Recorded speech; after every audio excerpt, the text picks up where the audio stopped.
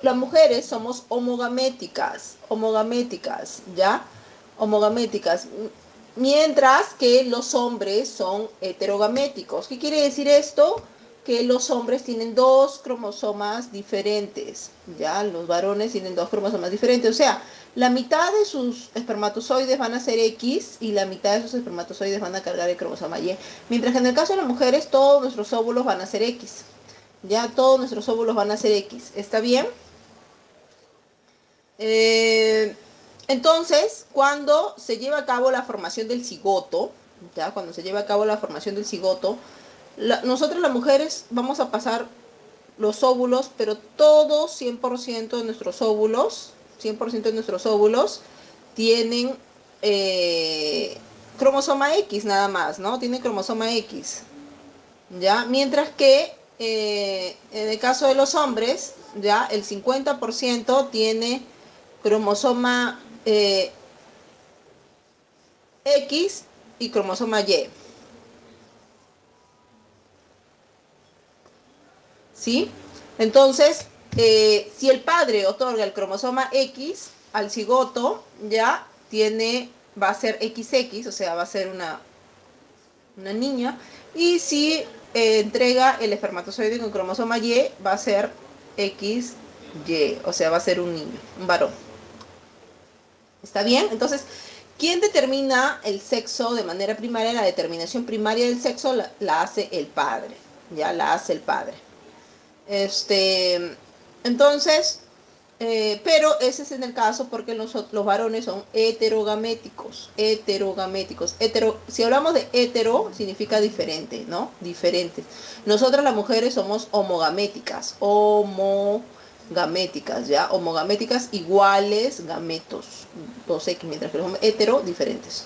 ¿Ya? Pero eso pasa en los mamíferos, porque los mamíferos tienen sistema XY, ¿ya? Hembras XX, machos XY. Mientras que en las aves, las heterogaméticas son las hembras, entonces ellas determinan el sexo, mientras que los machos son homogaméticos. Y en el caso de algunos insectos, las hembras son homogaméticas, pero los machos son hemigaméticos, ya ellas tienen solo un cromosoma X y el otro lado cero. Entonces, ellos son finalmente también los que determinan el sexo, porque si pasan el cromosoma X va a ser una hembra, pero si no pasan nada va a ser un macho. ¿Ya?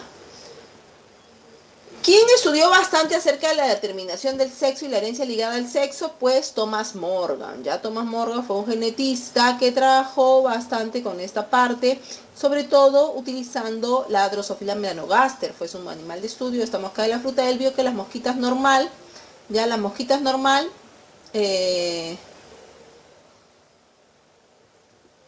las mosquitas normal tenía los ojos rojos y el cuerpo amarillo, ¿no? Alitas normales, rayitas en el cuerpo, ¿ya? Pero observó que habían algunas moscas que tenían algunas variaciones, ¿ya? Ojos blancos, eh, iguales pero con ojos blancos, alas más cortitas, alas rizadas, color todo amarillo o cuerpo color ébano, oscura, ¿ya? Entonces, él hizo un experimento. ¿Ya qué experimento hizo? Él hizo un experimento donde, ¿sí? Donde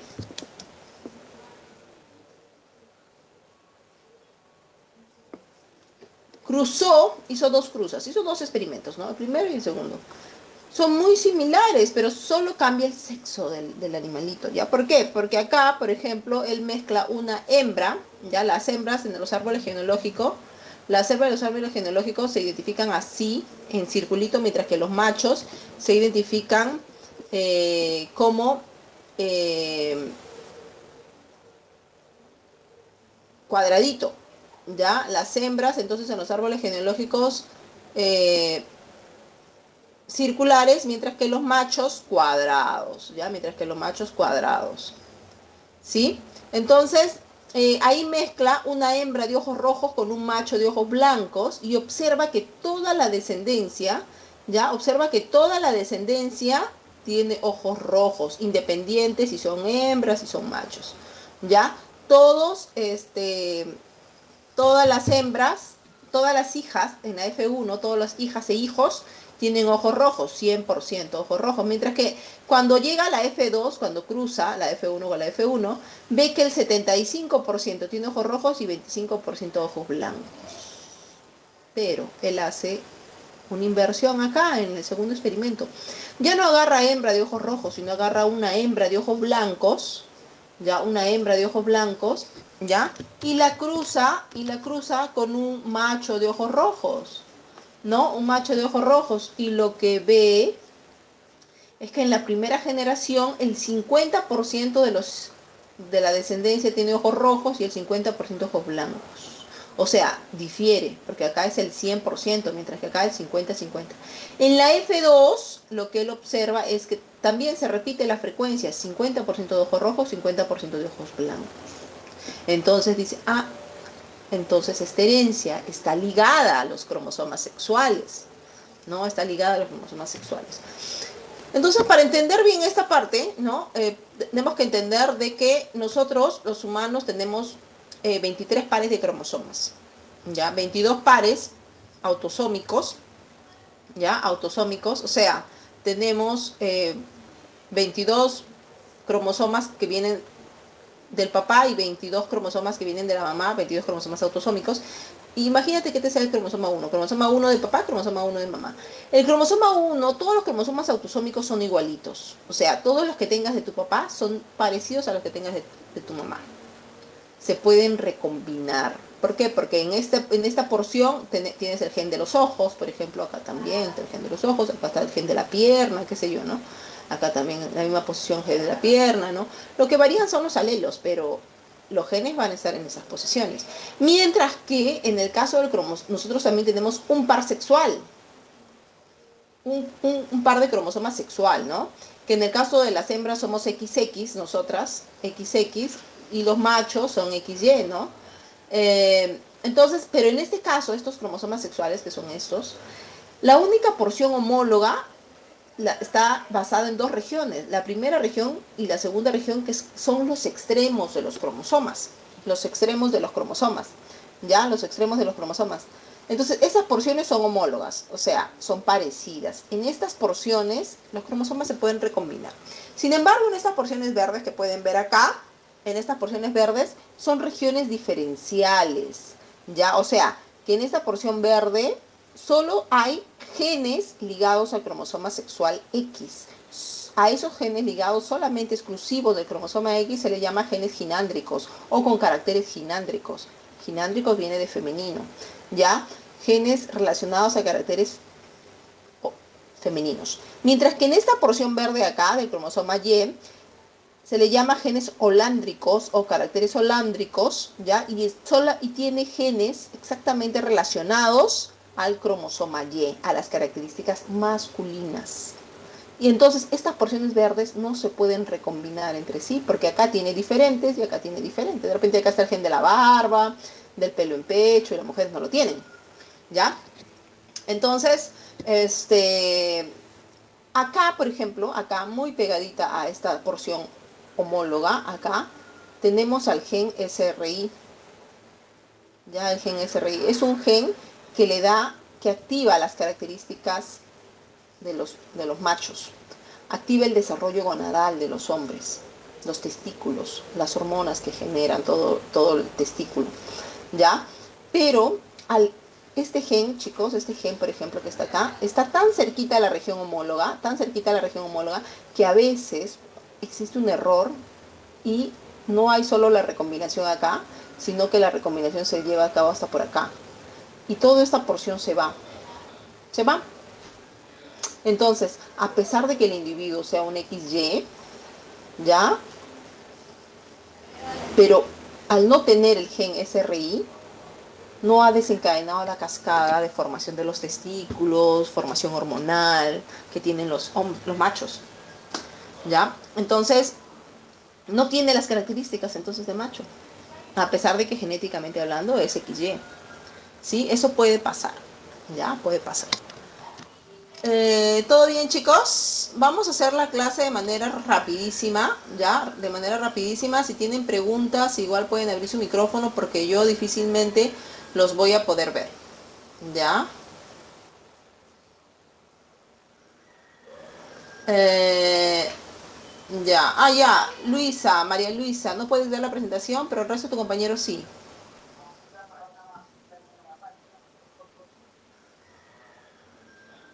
Ya, bueno, espero que ya. Entonces, bien, pasemos. Entonces, bueno, lo que se dio cuenta Morgan es que entonces había una herencia relacionada al cromosoma sexual X, ¿ya? Y vamos a hablar acerca de esta herencia ligada a los cromosomas sexuales. Entonces tenemos tres tipos de herencia, ¿ya? La herencia ligada al sexo, pero ojo, quiero que te acuerdes, la herencia ligada al sexo X. Ya, herencia ligada al sexo X, así hay que llamarla, herencia ligada al sexo X, está relacionada al sexo X. Acá, chicos, hay claros ejemplos que siempre les van a poner en los exámenes, que tienes a la hemofilia y al daltonismo, ya, esos son ejemplos de herencia ligada al sexo, ya, hemofilia, al daltonismo, tienes a la ceguera nocturna, me parece que es también acá, y tienes a la distrofia de Duchenne. ¿Ya? Esos son ejemplos, pero los más clásicos, la hemofilia y el daltonismo. ¿Ya? Todos estos tipos de herencia van a ser muy similares. El daltonismo, la hemofilia, es esa enfermedad en la que hay problemas de coagulación. Hay una mutación en el factor 8 o en el factor 9 de la cascada de coagulación que tiene como 12 factores. Y al haber esta mutación no se genera el coágulo. Entonces la persona se lacera un vasito y eternamente está sangrando porque no hay cómo coagularse, no se coagula, no se forma el tampón. ¿Ya? Entonces esta es conocida como la enfermedad de los reyes, la enfermedad real porque se mantuvo bastante tiempo en la nobleza. ¿Ya? También tenemos el daltonismo, que el daltonismo es una condición que no te permite ver bien los colores, ya no te permite ver bien los colores, entonces los ves como que en escala de grises, ¿ya? Entonces, pero para estas enfermedades de herencias ligadas al sexo, ¿ya? Sexo X, miren, las mujeres, nosotras, ¿ya? Vamos a tener tres posibilidades. Hay genotipos, ya nosotras vamos a tener tres genotipos, mientras que los hombres dos genotipos, ¿ya? Entonces, el primer genotipo es que nosotras seamos normales, coagulación normal. Somos normales. Otro es que nosotros seamos heterocígotos. Una cosa, cuando hablamos de genética relacionada, influenciada, ligada al sexo, es importante que nosotros identifiquemos el sexo. Si estamos hablando de una chica, entonces vamos a poner XX, pero si estamos hablando de un varón, XY. Y encima de ellos vamos a poner los caracteres que vamos a analizar. ¿Ya? Entonces acá te está diciendo que es una mujer normal. Entonces somos de coagulación normal.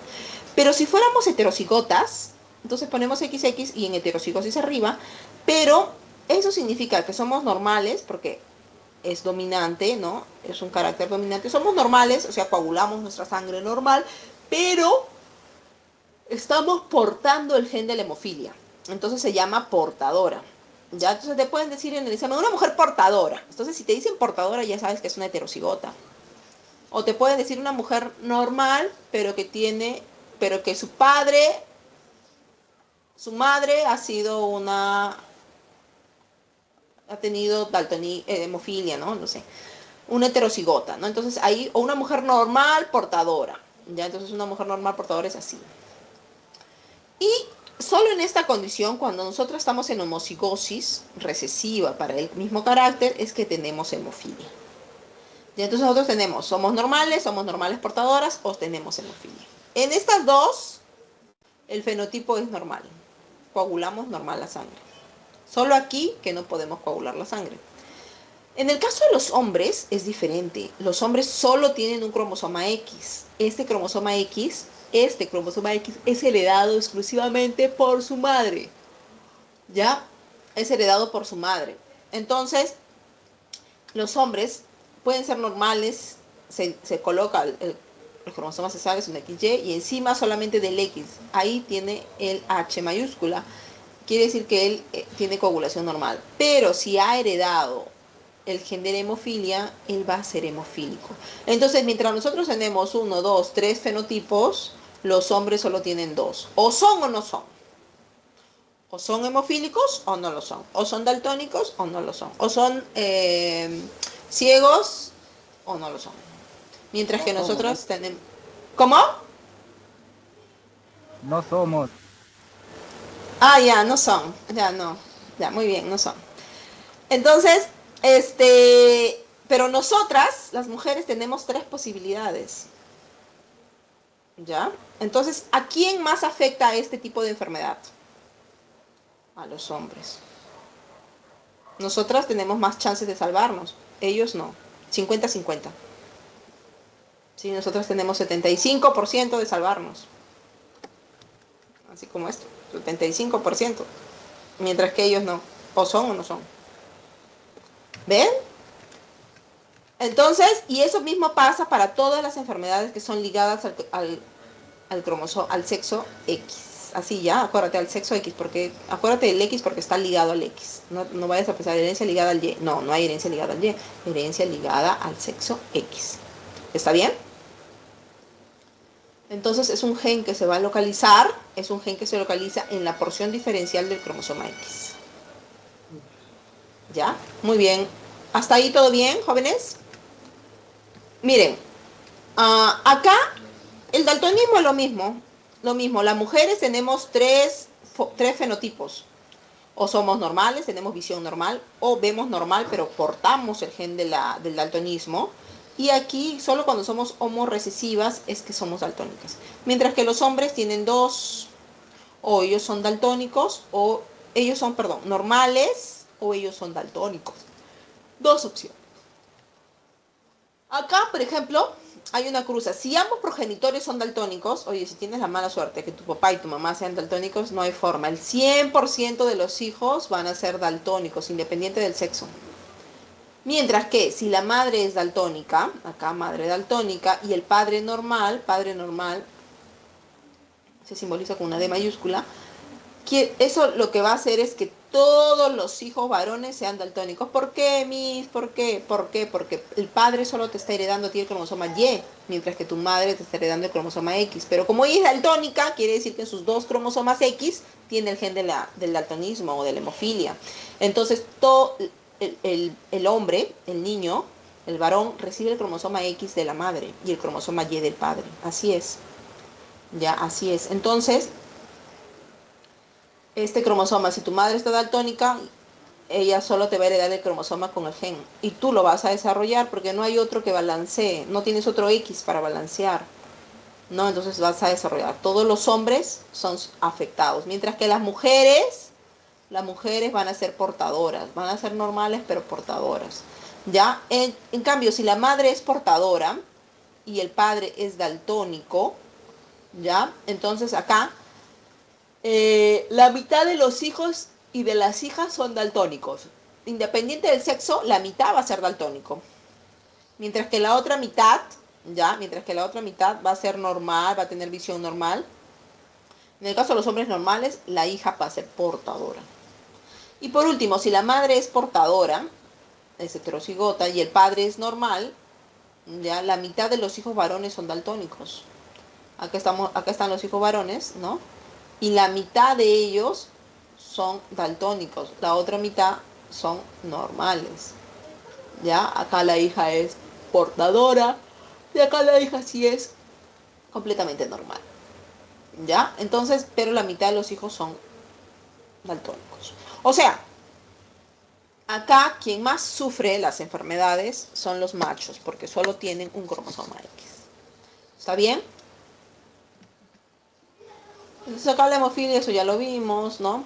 Ahora, la segunda herencia es la herencia restricta al sexo, ahora Y, ¿ya? Restricta al sexo Y, no te olvides. Herencia restricta, ya no es herencia ligada, herencia restricta. ¿Restricta a quién?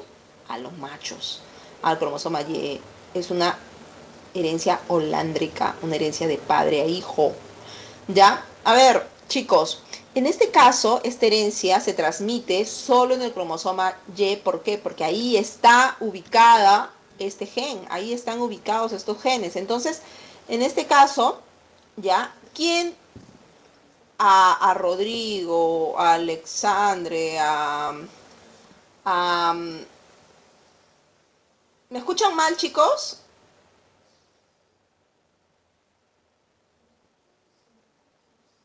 Yo la escucho bien, Miss. Ah, ya. Ya. Entonces debe ser tu net, Rebeca. Ya, muy bien, muchas gracias. Entonces les decía, ya que en el caso de Ángel Piero, en el Oscar Bryan, Rodrigo, Kenji, César David, Frank, Brian, todos los jovencitos que están ahí, todos los jovencitos que están ahí, ya tienen el cromosoma Y, pero este cromosoma Y que ustedes tienen, chicos, ha sido heredado exclusivamente de su padre, porque el papá es el que nos da la determinación del sexo. El cromosoma Y viene del papá, exclusivamente del papá, y tal cual es la misma copia, ya la misma copia del papá. Entonces, y el papá ha tenido el cromosoma Y del abuelo, y el abuelo del bisabuelo, y así. Entonces, es una herencia que se transmite en todas las generaciones. ¿Por qué? Porque tu abuelo le transmitió el Y a tu papá te transmitió a ti y tú se lo vas a transferir a tu hijo, tal cual igualito. Entonces, todos los genes que están en el cromosoma Y, todos los genes defectuosos que podrías tener, se lo vas a pasar a tu hijo. Y así va a ser. ¿Ya? Una característica que está en ese cromosoma Y, por ejemplo, es esta, la hipertricosis auricular, bastante pelo, tricosis auricular en el pabellón de la oreja. ¿Ya? Entonces, esta característica la tienen los hombres y solo se lo van a pasar a su hijo hombre. Las hijas mujeres, las hijas, mira acá, no resultan afectadas porque quien pasa el cromosoma Y es papá, hijo, papá, hijo, papá, hijo, papá, hijo, mientras que por ese lado no.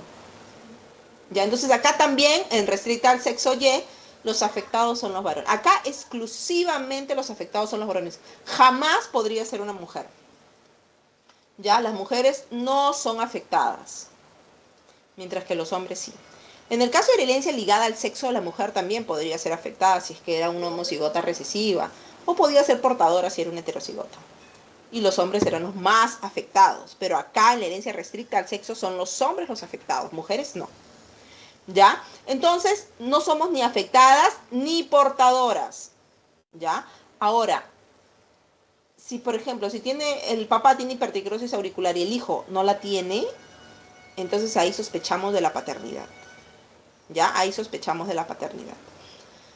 Ah, pero por suerte de ustedes, jovencitos, esta característica de los pelos en el pabellón de la oreja es una característica más que nada de las personas de la India, ¿ya? Entonces no es una característica que esté relacionada acá a Sudamérica, ya más frecuente por allá. Bien,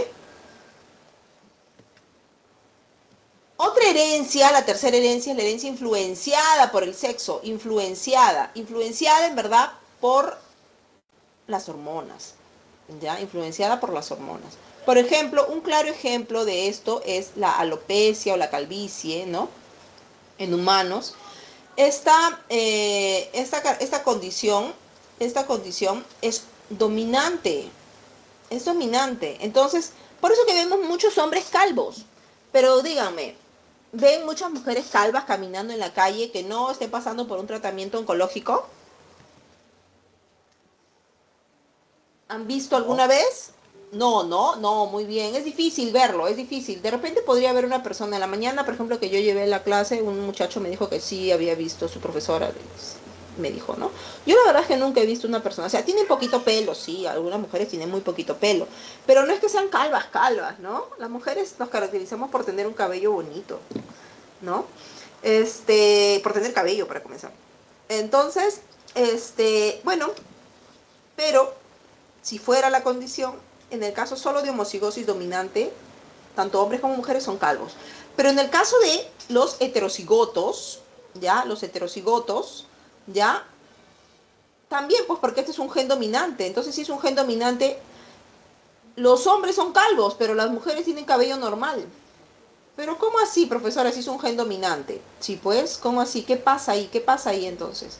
Acá lo que pasa es que está influenciando las hormonas. ¿Qué hormona? La testosterona.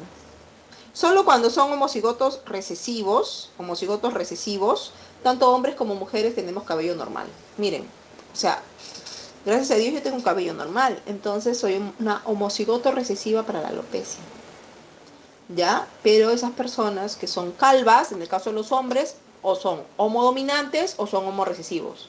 Pero ¿por qué las mujeres no son tan calvas? Porque tenemos hormonas, nos defienden nuestras hormonas. Los hombres con más testosteronas, ¿ya? Los hombres con más testosterona ayuda a que este gen se exprese más, ¿ya? Como nosotras las mujeres no tenemos mucha testosterona, tenemos poca testosterona, entonces no somos calvas. Pero en cambio esos hombres, machos alfa, pelo en pecho, lobo plateado, lo que sea, super machos, tienen menos pelo en la cabeza. Son más calvos, ¿ya? Entonces esto está siendo influenciado por las hormonas, ¿ya? Eso está siendo influenciado por las hormonas. ¿Está bien? Sí, qué suerte tenemos nosotras las mujeres, ¿sí? De que no tengamos, bueno, es parte de, ¿no? No, son los hombres los que tienen más testosterona, ¿no? Y eso a nosotras, en este caso, nos protege de quedarnos calvas, ¿ya? Muy bien. Entonces, acuérdate, es una herencia influenciada por las hormonas, ¿ya? Una herencia influenciada por las hormonas. Hemos visto herencia restricta al sexo, Y, una herencia holándrica, y herencia influenciada, o herencia ligada al sexo, X. Herencia ligada al sexo X, herencia restricta al sexo y herencia influenciada por las hormonas, por el sexo, ¿ya? ¿Todo bien, chicos? Preocupado, Miss. Están preocupados, ¿por qué? Mucha testosterona. No se preocupe, no se preocupe porque esta es una característica también, además de esto, ¿ya? Que está bastante relacionada a la gente más europea, ¿ya? Los europeos son los que tienen mayor cantidad de personas calvas. En nuestro país también, porque somos una mezcla finalmente, ¿no? Somos una mezcla. Pero, por un lado es bueno, por ejemplo, ser indio todavía, porque han visto a los indios calvos, han visto que los indios sean calvos. No, no. Los indios se caracterizan por tener una cabellera, tanto los indios, los nativos sudamericanos como los nativos norteamericanos, ¿no? Siempre el cabello largo, los hombres, ¿no? Entonces, más que nada ha venido, estos genes han sido traídos por los europeos, ¿ya? Entonces ahí hay que darle, bueno, ya, terminamos. Muy bien, muy bien. Siguiente parte. Entonces, estos cambios que pueden haber, variaciones dentro de los genes, pueden ser por mutaciones, ¿ya? Mutaciones génicas, que son variaciones dentro del ADN, variaciones en el ADN, ¿ya? De los genes, ¿ya? Puntuales, o puede ser 2 o 3 mutaciones, pero también pueden ser mutaciones cromosómicas, cuando el número de los cromosomas se ve afectado, que puede ser aumentar o disminuir el número de los cromosomas. Por ejemplo, acá esta persona, yo te dije que tenemos 23 pares de cromosomas, los seres humanos. O sea, eso significa que tenemos 46 cromosomas, ¿cierto? 22 autosómicos y un par sexual. Pero acá esta persona tiene 3 cromosomas 21. O sea, esta es una persona que tiene 47 cromosomas, ya no tiene 46. Que tiene un X y un Y, es un chico, ¿ya? Pero tiene un cromosoma 21 de más, así se expresa, así se coloca, así se escribe, 47, XY, acá le estás diciendo qué sexo tiene la persona, y acá está diciendo cuál es el cromosoma que ha aumentado, el 21. Esta persona tiene trisomía 21, o sea, síndrome de Down, ¿ya? Entonces, cuando hablamos de mutaciones cromosómicas, aumentan o disminuyen los cromosomas, ¿ya? Este es el cariotipo de una mujer, 46XX, acá están sus cromosomas, bonitos, bellos, grandes. Mientras que en el caso de los chicos, bueno, ellos tienen 46XY y este es su cromosoma, el X grande y el Y chiquitititito. Se está desapareciendo, les cuento. Ya, van a desaparecer finalmente. Ya, entonces, hay algunas enfermedades ligadas a la cantidad, al número de cromosomas, ¿ya? Acá tenemos, por ejemplo, el síndrome de Turner, ¿ya? Que tiene un cariotipo 45X. ¿Por qué? Porque ha perdido, no tiene otro X. Entonces esta persona es 45 porque te dice que solo tiene 45 y X nada más, ¿ya? Es una chica porque tiene un cromosoma X nada más, pero tiene características fenotípicas diferentes, ¿ya? Por ejemplo, es más pequeña, el cabello crece hasta más por abajo, más abajo del cuello, ya tiene un tórax ancho, los pezones son más separados, ya tiene lunares rojos a lo largo del cuerpo, los dedos más cortos, las uñas displásicas, ya hay disgenesia gonadal, no se desarrollan bien los ovarios, por ende tampoco pues tiene no puede tener menstruación y es finalmente pues infértil, ¿no? Esta, por ejemplo, este de acá es un 47XXY, o sea, ¿qué te dice? Que tiene doble cromosoma X, o sea, lo que hace que no tenga solo 46, sino tenga 47 cromosomas. A este síndrome se le llama síndrome de Klinefelter, ¿ya? Es un varón, porque finalmente tiene un cromosoma Y, ¿ya? Pero tiene algunas características, si bien es cierto, desarrolla pene, ¿ya? También ha desarrollado un poco las mamas, las caderas un poco más anchas, las mamas, no tiene pelo en pecho, aunque acá en Sudamérica casi no tienen, ¿no? Pero le crece la barba, le crece la barba, ya, le crece la barba. Entonces, algunas características, ¿no? No 100%, algunas características que ha desarrollado de las mujeres, ¿no? Tenemos acá, miren chicos, las verdaderas chicas triple X. Ellas son 47XXX. ¿Por qué? Porque ha habido una mala disyunción. En todos estos casos, chicos, en todos estos casos ha habido una mala disyunción de los cromosomas. ¿Dónde? Exactamente en la anafasia. ¿Ya? En la anafasia ha habido una mala disyunción. Entonces, el óvulo o el óvulo o el espermatozoide, ¿ya? Al momento de hacer al momento de que en la mitosis o la meiosis comienzan a migrar los cromosomas, en la meiosis comienzan a migrar los cromosomas hacia los lados opuestos, de repente hacia un lado se van dos cromosomas y hacia el otro no se va ni uno. Y ese óvulo o ese espermatozoide pues le falta un cromosoma o tiene uno de más. ¿Ya? Entonces, acá en este caso, ¿no? Tenemos de que esta chica tiene 3 cromosomas X. ¿Qué característica les da a esto? La única condición que le da a esta chica es que sea mucho más alta de lo normal. Es más alta del promedio del tamaño de una mujer, ¿ya? Puede tener una conducta un poco, pero sigue siendo fértil, ¿ah? Es fértil. Puede tener una conducta un poco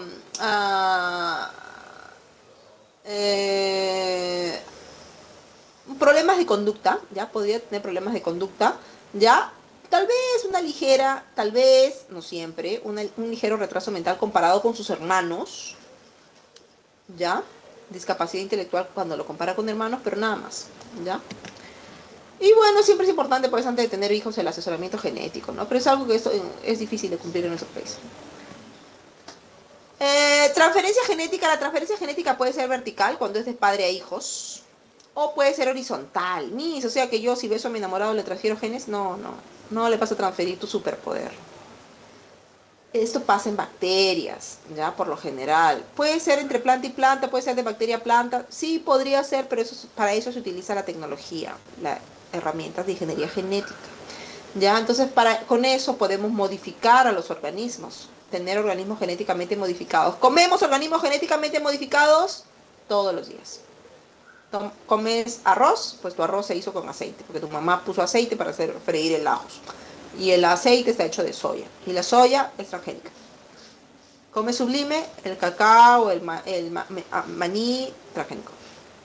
¿Ya? Entonces, comes papitas light, chisitos, todo ese maíz transgénico. Entonces, comemos transgénicos todos los días. ¿Ya? Y dentro del principio de la bioética, ya la bioética, que es una rama de la biología que se encarga de regular pues los derechos de los humanos y ver cómo están experimentando los investigadores con los humanos y con la vida, en términos generales con la vida, ya nace pues la bioética.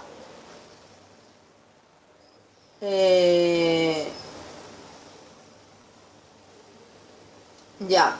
Entonces, aquí tenemos el principio de, 4 principios rodean a la bioética. El principio de autonomía. Este principio de autonomía nos dice, ya, que todas las personas deben ser informadas de todos los tratamientos a los cuales están siendo sometidas, ¿ya? O sea, por ejemplo, si tú vas al médico y te quiere hacer un análisis, un ensayo o algo así, debería informarte qué es lo que va a hacer y para qué sirve. ¿Ya?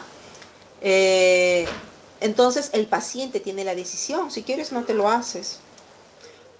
Muchas veces, por ejemplo, los investigadores exploran nuevos medicamentos y en su última fase es explorar en los humanos, obviamente, experimentar en los humanos, porque ya han pasado por diversos tipos de animales menores para experimentar si el fármaco sirve o no sirve, pero la última etapa son los humanos para que salga al mercado.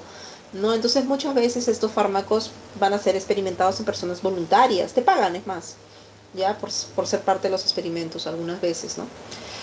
O, por ejemplo, en el caso de pacientes terminales a los cuales ya no hay más tratamiento que hacerles, entonces les pueden ofrecer algún tratamiento alternativo, pero que no está 100% seguro, ¿no? O sea, que todavía está en su fase de experimentación.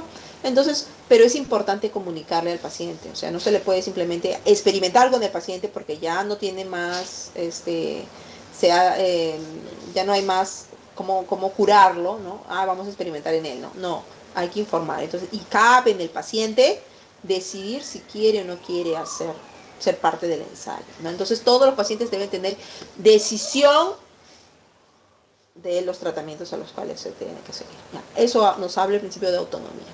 Ahora, el principio de beneficencia está muy relacionado al principio de no maleficencia. ¿Ya? Es hacer el bien, beneficio, hacer el bien de la gente, ¿ya? Hacer el bien a la gente. Hacemos investigación para hacerle el bien a la gente, pero no por hacerle el bien a la gente, no por hacer el bien para algunos, vamos a hacer mal a otros. No podemos hacer mal a otros. Entonces, ese es el principio de no maleficencia. No podemos dañar a otros por el bien de algunos. ¿Ya? No podemos salvar a la humanidad lastimando a los animales, por ejemplo. ¿Ya? Entonces están muy relacionados, ¿ya? Y el principio de justicia es la equidad en acceso a los tratamientos. Justamente todas las personas en el mundo deberían acceder al mismo tratamiento, no porque hayan descubierto la cura de algo, solo sea para algunas personas y los países o las personas humildes también necesitan tener acceso a eso. ¿Está bien? Eso nos habla la bioética. ¿Todo bien, chicos?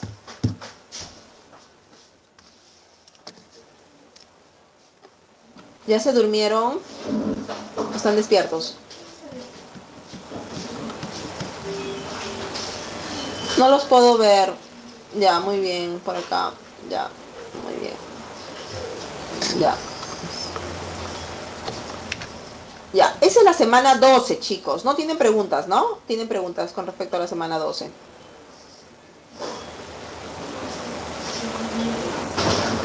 Ya, todo claro. Muy bien. Entonces, vayamos a la semana número 13. ¿Ya? ¿Qué nos dice la semana número 13? La semana número 13 nos habla del origen de la vida, la teoría de la evolución y la evolución humana. Bueno, los hombres, los humanos siempre hemos tenido mucha curiosidad, tenemos mucha curiosidad, por eso que están acá ustedes, ¿no? Preguntando bastante, porque son curiosos. Entonces, siempre hemos querido saber cómo se ha originado la vida. ¿Cómo se origina la vida? Entonces, para esto, bueno, muchas personas, tú puedes tener tu hipótesis, ¿no? Pero las que más han resaltado en la humanidad, infelizmente, han sido tres. Ya la teoría de la generación espontánea o de la abiogénesis. Ya, bio, vida, génesis, origen de la vida, pero te dice la A. Cuando antecedemos la A a una palabra, le quitamos la información. Entonces, sin vida, lo que se origina de lo que no tiene vida. Y entonces, esta fue propuesta por Aristóteles y él nos dice que la vida surge de la materia inanimada o de sustancias en putrefacción, o sea, de lo muerto. Ya, él dice que las moscas nacen de la carne podrida, que los ratones vienen del basurero y que los cocodrilos se originaron de los troncos en putrefacción que están cerca del agua. ¿Ya? Pero eso pues no era correcto, sabemos que no es correcto, ¿no? Porque lo que pasa es que Aristóteles no le hizo un seguimiento pues a la carne, ¿ya? Si hubiese mirado un poco más Aristóteles detalladamente a la carne, se hubiese dado cuenta que las moscas ponían huevos y que esos huevos eclosionaban, se transformaban en larvas y que esas larvas crecían y se transformaban en moscas, ¿ya? Entonces, acá se refutó fácilmente Francesco Redi, Lázaro Spallanzani, Luis Pasteur, demostraron que Aristóteles estaba equivocado. ¿Ya? Hicieron experimentos, ¿ya? Colocaron frascos, acá en este caso Francesco colocó carne en un frasco abierto, otro frasco cerrado y otro frasco cerrado con otro material y observó que en el frasco abierto pues la mosca entraba y salía dejando huevos cada rato. Que estos huevos se eclosionaban, salían larvas y posteriormente moscas. Mientras que en los frascos que estaban cerrados no había nada. No, nada, no. Porque sí hay que bacterias, ¿ya? Pero no había moscas. ¿Por qué? Porque la mosca no podía tener acceso, ¿ya? Lázaro Spallanzani y Luis Pasteur hicieron ensayos muy similares, ¿ya? Tomaron frascos de vidrio, colocaron caldos de cultivo. Estos caldos de cultivo son soluciones nutritivas, ¿ya? Nutritivas para el crecimiento eh, de, de bacterias, microorganismos, que tiene bastante cantidad de azúcares, ¿ya? Pero a un frasco lo tapó y a otro frasco lo dejó abierto, ¿ya? Entonces le metió fuego. Al meterle fuego, pues autoclava y mata todo, esteriliza todo, elimina todos los microorganismos, pero uno lo siguió dejando abierto y mientras que el otro cerrado. Acá al inicio, ¿no? La turbidez era igual, pero conforme van pasando los días y está expuesto, las bacterias van entrando y se van asentando y se van duplicando, ¿por qué? Porque les has dado comida. Entonces van creciendo. Entonces la turbidez ha cambiado. Acá es diferente a esta, ¿no? Acá hay mayor turbidez, ¿no? Mayor turbidez, ¿ya? Entonces, eh, ahí demuestra de que la vida viene de la vida, ¿ya? Igual acá, Luis Pasteur tiene sus matraces, le mete calor para doblarle el cuello, los dobla, si mantiene, es un caldo de cultivo, si mantiene el matraz erguido en forma recta, pues los microorganismos no consiguen atravesar todo, pero si lo inclina un poco, los microorganismos entran. Lo que va a ver es que, bueno, va a haber también el cambio del caldo de cultivo, ¿no? Unos van a estar más, va a mantenerse claro, mientras este se va a acumular sustancias, va a aglomerar bacterias, ¿no? Se va a tornar más turbio, ya más turbio. Entonces ahí demuestra que la vida surge de la vida. Y con Luis Pasteur ya se acabó de demostrar que Aristóteles estaba equivocado. Segunda, la teoría cosmogónica o de la panspermia. Panspermia quiere decir semillas, propuesta por Avant Arrhenius, y lo que nos dice es que la vida en el planeta Tierra, se origina, ¿no? Porque nosotros queremos saber cómo se originó la vida en la Tierra, ¿ya? La vida en el planeta Tierra se originó porque llegaron unos cuerpos extraterrestres en los meteoritos. Unos cuerpos extraterrestres, profesora, o sea, los ETs vinieron, así los marcianos, no marcianos como tal, sino vinieron microorganismos asociados a los meteoritos, bacterias, virus, ¿no? Asociados a los meteoritos y que llegaron a la Tierra porque en ese entonces pues caían muchos meteoritos, ¿no? Llegaron a la Tierra y se instalaron y por tiempo y evolución comenzaron a cambiar hacia lo que estamos el día de hoy. Ya, sin embargo, hay varios argumentos que se oponen a esta teoría, ¿ya? Sobre todo porque dicen de que, bueno, en el sistema estelar, sideral, fuera de la Tierra, extraterrestre, no tiene las condiciones óptimas para la vida, ¿ya? Sin embargo, también se dice de que, no, pero la NASA sigue experimentando, sigue soltando animalitos, sigue soltando microorganismos, cuerpos vivos allá, llevándolos, trayéndolos para ver si pueden resistir, ¿no? Lo cual es verdad. Ya, entonces, y se ha demostrado que el tardígrafo, por ejemplo, son animalitos que pueden vivir a condiciones extremas. Inclusive pueden pasar hasta como 10 años sin tomar agua, ya, y consiguen vivir. Entonces, ¿no? Los que están a favor dicen, no, pero si la NASA sigue yendo, no, pero si los tardígrafos pueden vivir. Pero bueno, otro argumento que se opone a la teoría es que, bueno, dicen que los microorganismos han entrado en los meteoritos, pero estos meteoritos, pues, eh, tienen mucha fricción, ¿no? Tienen mucha fricción al momento de entrar, atravesar la atmósfera, ¿no? Eh, ganan, cal, ganan, ganan altas temperaturas en las cuales un organismo no podría vivir, ya no podría vivir. Entonces dicen, no, no se puede, ya, no se puede. No podría haber pasado un ser vivo por ahí, no podría haber pasado, ya, un ser vivo por ahí, ¿sí? Pero los que están a favor de la teoría dicen, pero la atmósfera primitiva no era la atmósfera a la cual estamos el día de hoy, ¿no?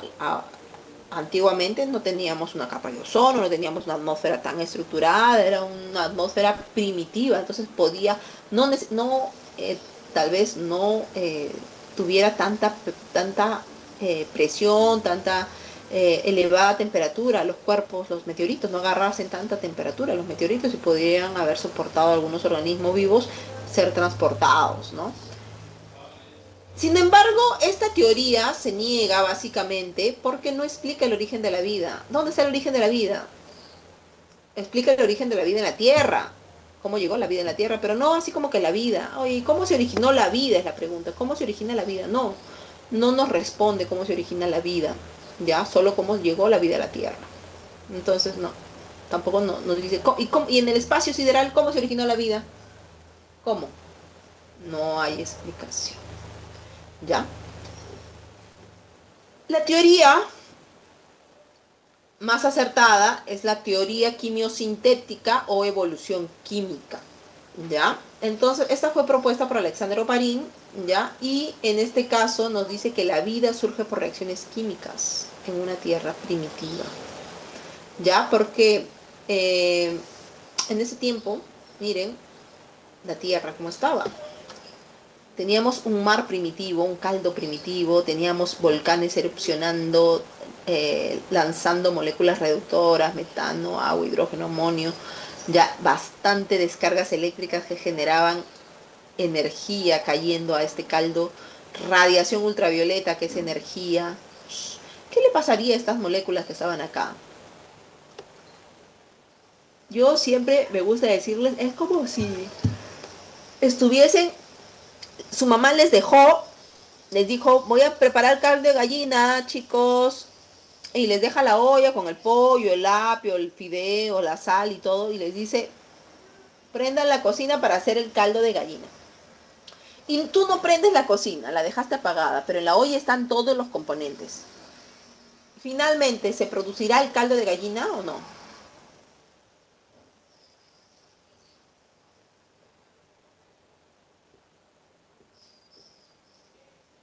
Chicos, háblenme porque no puedo verlos, tengo que salir. No, mi. No, muy bien, no se va a generar el caldo de gallina. ¿Por qué? ¿Qué le falta? ¿Qué le Fuego. falta para el Calor, fuego? calor. Muy bien, fuego, calor, muy bien, chicos, muy bien. ¿Qué hace el fuego o el calor con las moléculas? ¿Qué hace? Cocciona. Lo Ya, cocina. cocción. Lo cocina, ya. Pero hace que ¿cómo lo cocina? Hace que las moléculas se muevan más rápido, ¿no? Y choquen. O sea, hace que el pollo suelte su juguito, su sabor, que la sal se vaya mezclando con el pollo, que el apio se mezcle, que el fideo se cocine.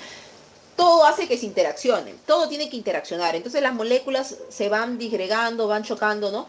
Cuanto más calor coloquemos, las moléculas van a tener más energía y van a estar coalicionando, ¿no? Era lo que pasaba en este mar primitivo. Había mucha energía que caía acá. Hay muchas moléculas, pero mucha energía que caía. Entonces todas estas moléculas chocaban unas con otras, chocaban. ¿Ya? Y comenzaron a surgir moléculas que son importantes para la vida. Ya se llevó a cabo la formación de aminoácidos, ya, por el choque de moléculas, ¿no? Formación de aminoácidos.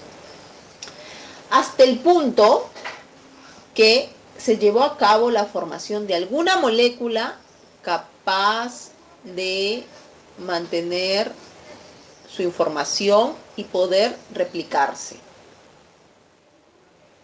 ¿Como cuál sería?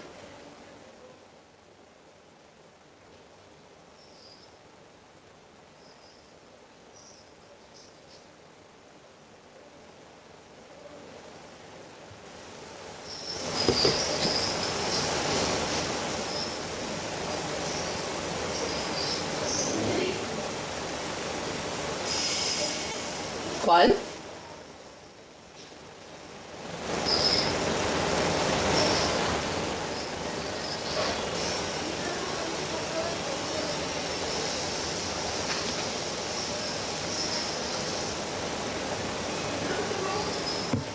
Una molécula capaz de replicarse.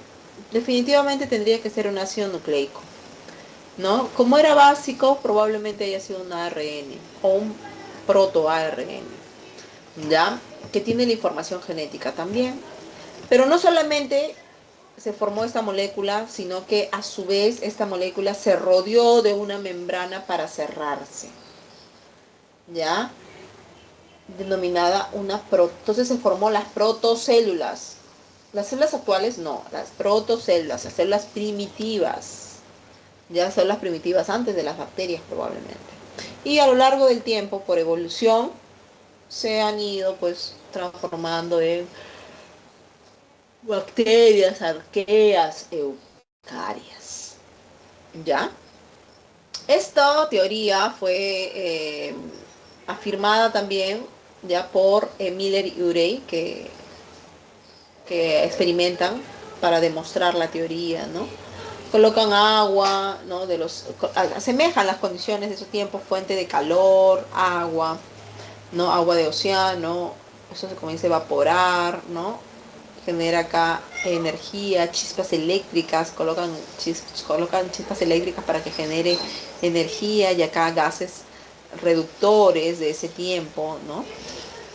Acá también el vapor que entraba acá pusieron condensadores, agua fría, entraba agua fría, por acá entraba gas con agua fría, por acá gas caliente. Por dos temperaturas opuestas generaban relámpagos, hacía que se movieran, ¿no? Entonces lo que pudieron observar es que sí se formaban aminoácidos, ya se formaban aminoácidos. Recuerda que la Tierra pues ha tenido que pasar miles de millones de años para poder realizar eso, no ha sido de la noche a la mañana, ¿ya?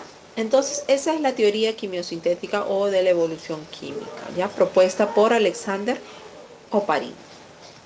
Bien, ¿todo bien hasta ahí, chicos? Sí, Miss. Ya. Teoría acerca de la evolución. Tenemos 4 personajes acá importantes. Primero, Lamarck, teoría de la herencia de los caracteres adquiridos, y en su hipótesis de uso y desuso. Ya, acordémonos, la hipótesis es uso y desuso de sus partes, y con esta hipótesis planteó la teoría herencia de los caracteres adquiridos, en donde nos dice que si usamos más o no usamos algunas partes de nuestro cuerpo, pues esto van a seguir evolucionando y vamos a tener la posibilidad de heredarle este carácter más desarrollado en nuestra descendencia, a nuestros hijos, ¿ya? Entonces, el claro ejemplo que nos puso Lamarck fue la jirafa, que por cierto, dicen que Lamarck nunca conoció una jirafa, le contaron cómo eran, ¿ya? El ancestro de la jirafa era como un perro, de repente tenía un cuello corto, pastaba en el piso, ya, pero se le iba acabando el alimento y la jirafa tuvo que levantar su cabecita para agarrar ramas. Entonces estiró su cuello y se le estiró el cuello. Entonces esa característica de estirar el cuello un poco más alto, porque levantaba mucho su cuello eternamente, ¿no? Ese cuello lo usaba, ¿no? Le heredó la característica al hijo. El hijo nació con un cuello más grande, y a su vez al otro hijo que nació con el cuello más grande, porque seguían intentando agarrar hojas que estaban arriba, ¿no? Y así hasta que llegamos a que las jirafas nacieron todas con cuello largo. Nacieron con cuello largo, ¿no? Pero esta teoría no es muy creíble, ¿no? Porque imagínate aquellas personas que son amputadas, que han perdido un brazo, una pierna, un pie, no usan esa parte en todo caso de su cuerpo. ¿Eso querrá decir que a su siguiente generación sus hijos ya no tendrán brazos y piernas? No, ¿no? No. Ya, muy bien, no. Entonces se descartó esta teoría, ¿ya? La teoría más fuerte que siempre hemos tenido ha sido la teoría de Charles Darwin, la teoría del origen de las especies. especies, el origen de las especies, donde él nos habla de la selección natural, la lucha por la existencia y de la sobrevivencia del más apto. Es lo que se da en la naturaleza.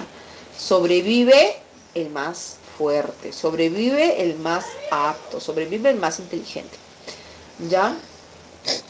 Entonces, él viene, ¿no? Viene en los buques ingleses, llega a Islas Galápagos y observa que en estas islas, en diferentes islas, ¿no? Ve diferentes pinzones y esos pinzones tienen diferente pico,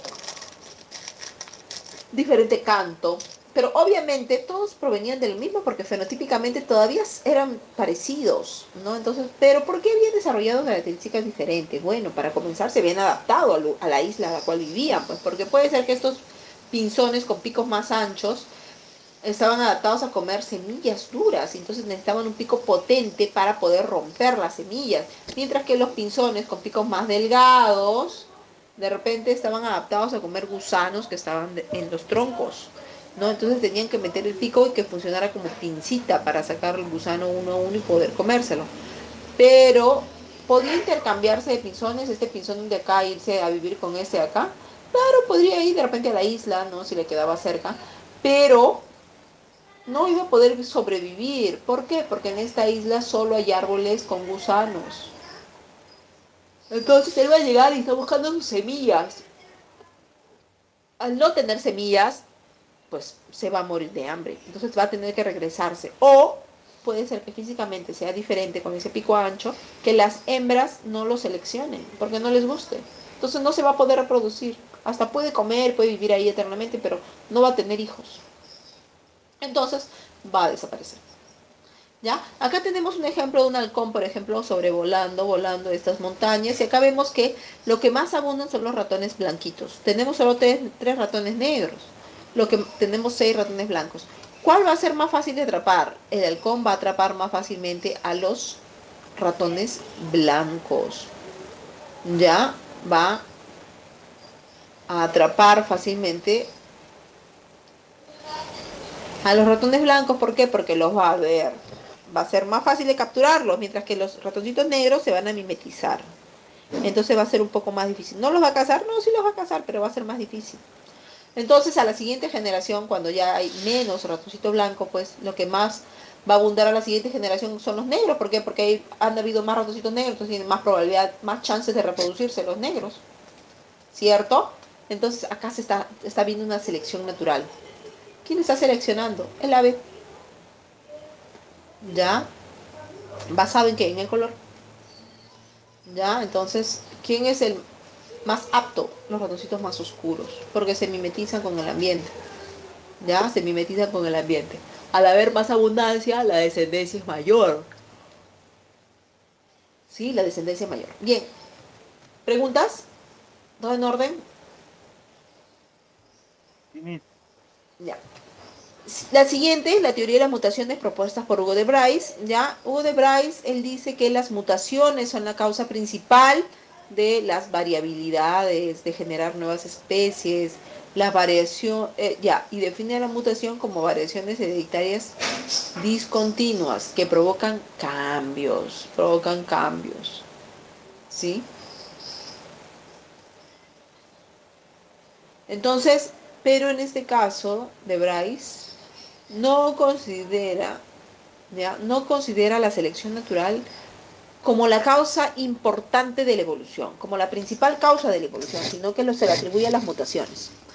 Mire, si este gatito es verde y muta, vamos a tener gatitos verdes, pero también gatitos morados. Ya, entonces dice, las mutaciones generan variabilidad, generan nuevas especies. ¿Ya? Sin embargo, no es tanto así, no porque mutes vas a generar una especie, porque nosotros mutamos, les cuento, nosotros mutamos, por ejemplo, estás expuesto bastante al sol sin bloqueador, te genera dímeros de timina. Eso no significa de que tu hijo va a ser una nueva especie ahora, no. ¿Por qué? Porque estas mutaciones también están expuestas a lo que Tom Jansky dice. Tom Jansky aplica la teoría moderna de la evolución y agarra se basa en la teoría darwiniana, descarta la teoría de Lamarck, agarra la teoría darwiniana, la abraza la teoría darwiniana, ¿no? Pero también le dice a De Vries, es verdad, De Vries, también vamos a rescatar lo que tú dices, también es importante.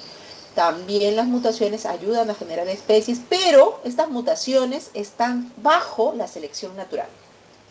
No porque yo mute, como te digo, va a decir que mi hijo va a tener esa mutación, ¿no? Va a adquirir esa mutación. ¿Por qué? Porque puede ser que mi mutación, porque te has expuesto tanto al sol, que te ha dado cáncer de piel, ¿ya? Entonces, eso pues no es favorable para tu vida.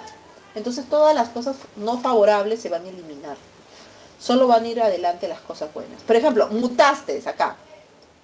Y sí, generó un tigre moradito. Y puede ser que ese tigre tenga dos características. O esta condición de ser morado le da mayor éxito reproductivo. Las hembras le miren con buenos ojitos. Le digo, ah, sí, me gusta este color moradito. Me voy a reproducir. Entonces va a tener más hijos, más hijos, más hijos. ¿No? Y se va a mantener a lo largo de la generación esta mutación. Pero puede ser que a las hembras le digan, oye, no, tu color morado me parece horroroso, no me gusta, no me voy a reproducir. Y no tiene hijos. Simplemente él está vivo, pero no va a tener descendencia. ¿Ya? Entonces, Domjansky no se basa en los individuos como tal, se basa en poblaciones. Las poblaciones son las que van a cambiar. ¿Ya? Las mutaciones aportan variabilidad, ¿ya? Pero que sobre estas va a actuar la selección natural. Y finalmente nos dice Domjansky que la evolución es gradual, no es algo que se lleve a cabo de la noche a la mañana, tiene un proceso largo. ¿Ya? Se basa en la sistemática, la paleontología y la genética. ¿Bien? ¿Todo bien, chicos?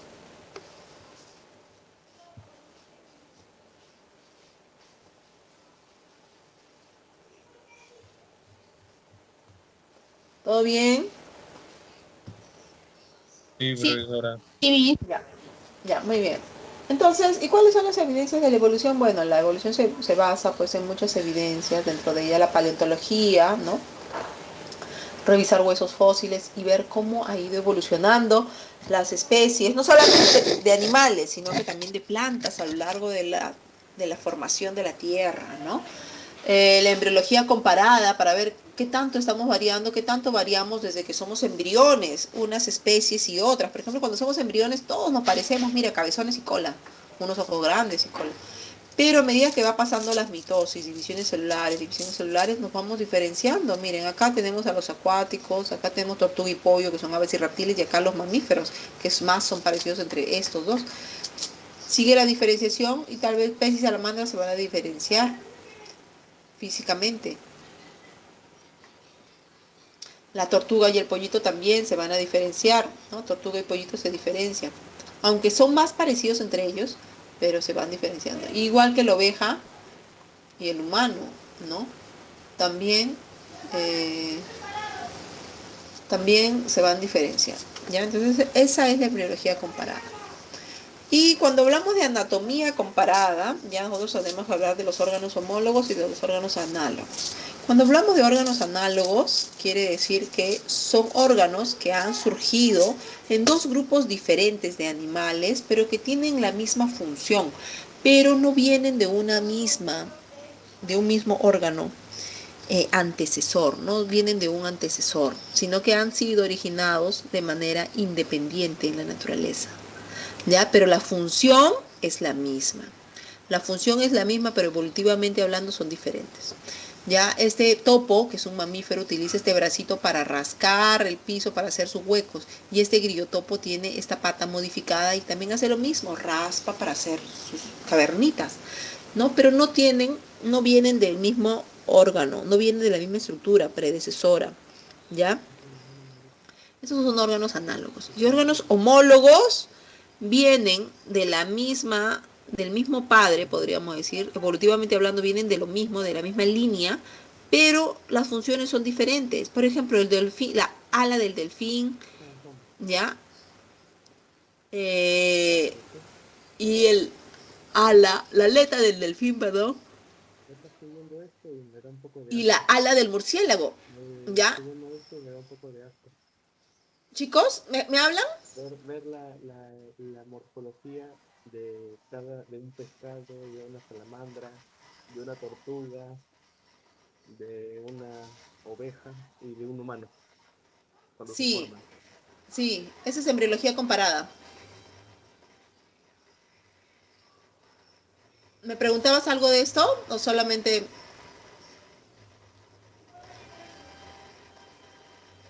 Hasta las 8.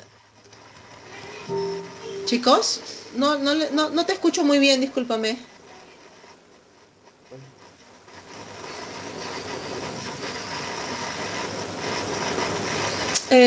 Sasuke, no te escucho muy bien. ¿Puedes hablar un poquito más alto?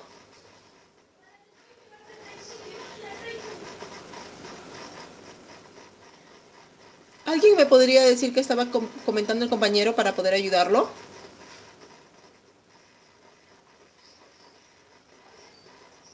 Sí, se escucha muy Escucho bajito. bien mi. Ya, sí, sí, no le escucho tampoco. Ya, ya, muy bien, continuemos entonces. Cualquier cosa me pueden escribir también. Bueno, escriben y me avisan que escriben, ya, porque no los veo. Ya, entonces, estos son los órganos homólogos y los órganos análogos, ¿no? Los órganos homólogos, entonces, son estructuras que vienen del mismo origen evolutivo, pero que tienen funciones diferentes. Ya, por ejemplo, la aleta del delfín o el ala del murciélago, porque la aleta del delfín sirve para nadar, pero el ala del murciélago sirve para volar. Ya, entonces eso hablamos de órganos homólogos y análogos. Ya, la bioquímica comparada nos permite identificar y separar moléculas, ya, y diferenciar moléculas que podemos compartir con otras especies, por ejemplo, la insulina, la vaca, el cordero, no, los caballos, el cerdo tienen insulina, pero pueden ser diferentes en su estructura. Ya, entonces, eso nos permite comparar quién es más cercano a quién. Igual que la citogenética comparada nos permite comparar también los cromosomas de una especie y la otra. Por ejemplo, acá podemos ver en rojo los cromosomas humanos y en azul los cromosomas del chimpancé. ¿Ya? El chimpancé tiene 48 cromosomas, mientras que nosotros tenemos 46 cromosomas. Pero si el chimpancé y los humanos venimos del mismo ancestro en común, o sea, profesora, ¿me está diciendo que el chimpancé es mi papá, mi tío? No, somos familia, pero venimos de alguien. Somos primos hermanos, pero venimos de alguien más antiguo, más atrás. ¿Ya? Pero ellos tienen 48 cromosomas y nosotros 46. A través de la citogenética comparada, se ha visto de que el cromosoma número 2 y el cromosoma número 3 del chimpancé se han fusionado para generar el cromosoma número 2 en los humanos. ¿Ya? Entonces, ahí se compara quiénes son más cercanos o no. Citogenética comparada utilizando cromosomas. La biogeografía nos permite ver cómo las especies están migrando, cambiando a lo largo de la geografía. Ya, por ejemplo, acá si vemos los camélidos, todos estos son camélidos. Profesora, ¿me está diciendo que la llama es un camello? Es familia del camello. Es un camélido, pero camélido sudamericano. Estos son camélidos de Asia y de África. ¿Ya? El camello, el dromedario, la llama, alpaca, guanaco, vicuña son todos camélidos. Pero no tiene joroba, exacto, no tiene joroba porque acá en Sudamérica, gracias a Dios, tenemos agua, mientras que ellos allá en África, hacia donde recorren estos animales, escasea el agua. Entonces han desarrollado estas características de tener esta joroba para que almacenen grandes cantidades de lípidos que luego tornan agua, ¿ya? Y de esta manera, pues no morirse de sed. ¿Ya? A diferencia de los camélidos sudamericanos que no necesitamos exactamente que almacenen agua porque hay agua, pero sí ellos han cambiado físicamente su forma y tienen mucho pelo. ¿Por qué? Porque viven en los Andes, en lugares de frío, mientras que ellos no, son medio calatos porque viven en lugares calientes, ¿no? Entonces la morfología ha ido cambiando. Igual que en este caso las grandes aves, ya tenemos el casoguari, el ostrich, el arrea, el emu, el kiwi, aves que no vuelan y cómo han ido diversificando en el planeta Tierra. ¿Está bien? Finalmente, los mecanismos de evolución. Tenemos mecanismo de evolución, la microevolución, que son cambios graduales, pequeños, a lo largo de un tiempo.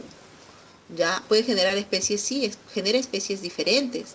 De esto, mariposita, a esta mariposita, pero ha ido cambiando poquito a lo largo del tiempo.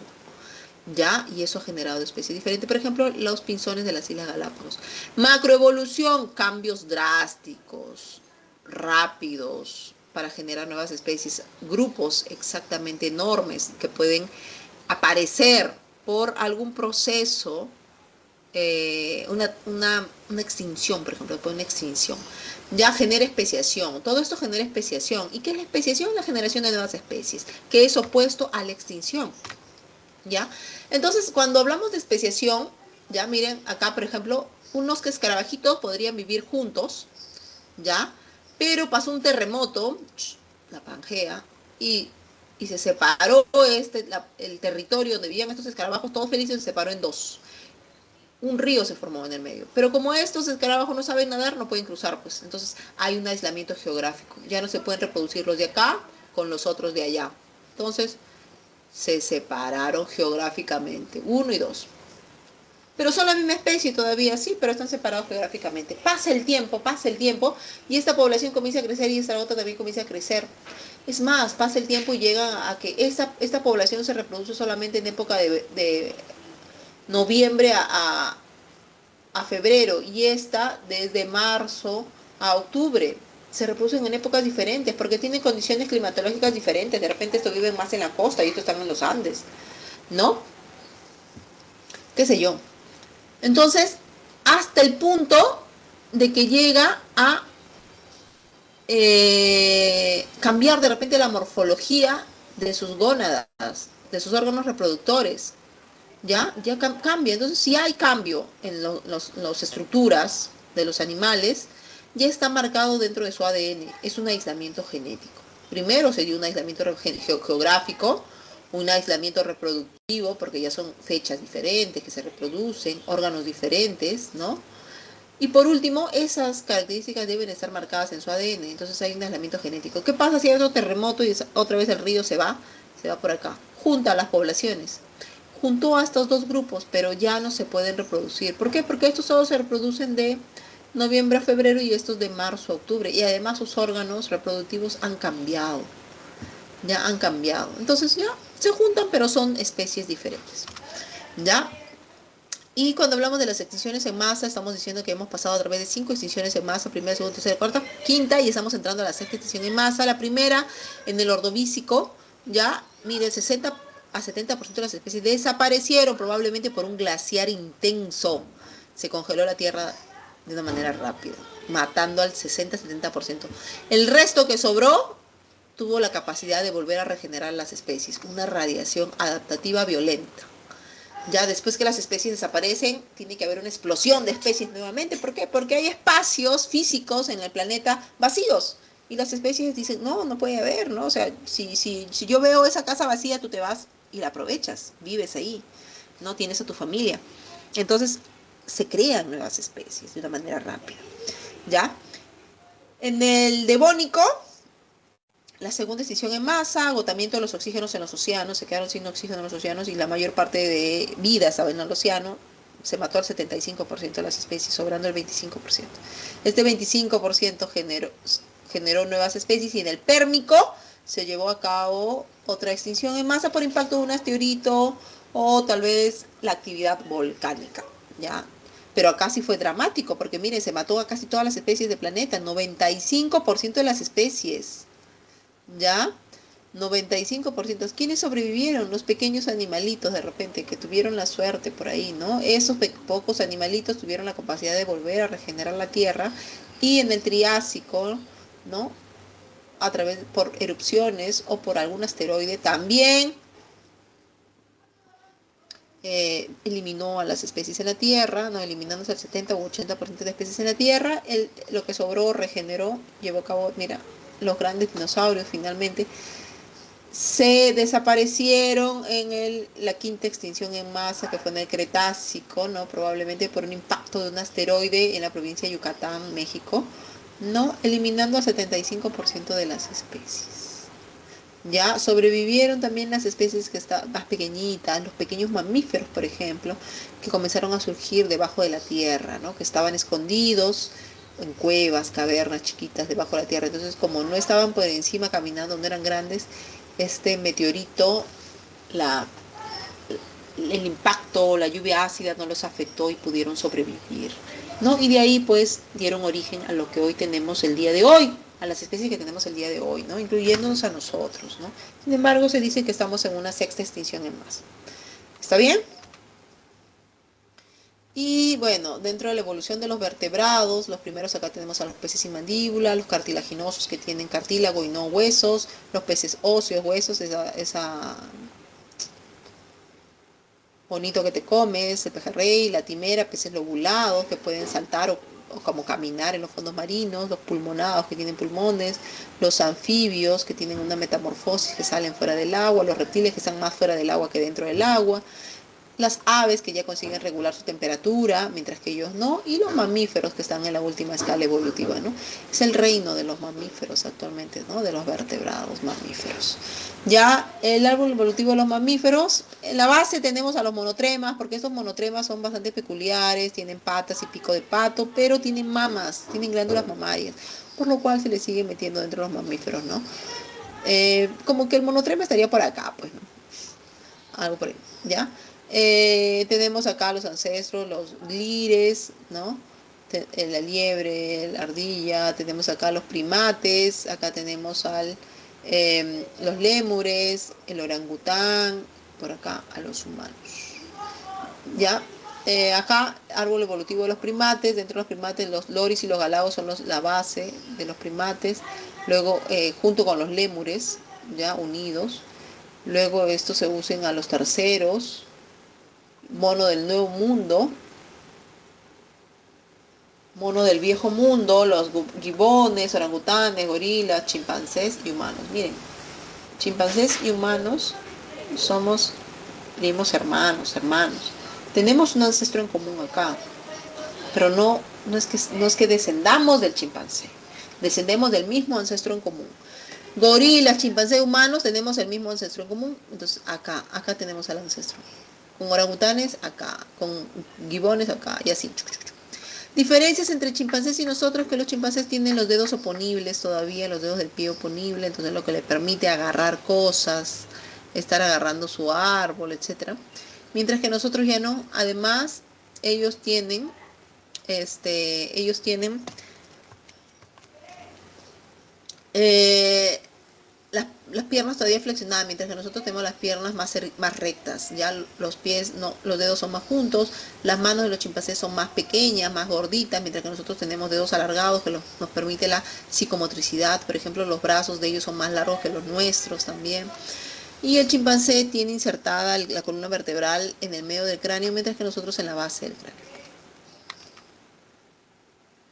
Y acá cuando hablamos de esto, ¿no? Acá tenemos varios tipos de vestigios de animales, de primates, ¿no? Acá tenemos al Sahelanthropus chadensis o tumai, ya hace 7 millones de años. Tenemos al Ororhyntugenensis hace 6 millones de años. Tenemos al Ardipithecus ramidus hace 4.4 millones de años. Todos primates, ¿no? Primates. Y por último, ya de lo que se tiene, el resto mejor conservado es Australopithecus afarensis, conocido como Lucy, ya hace 3.7 millones de años. Chicos, yo les recomiendo que vean los documentales de la BBC de Londres, ya, y coloquen en el YouTube Evolución de los homínidos. Y van a ver que les van a contar, los documentales son fantásticos.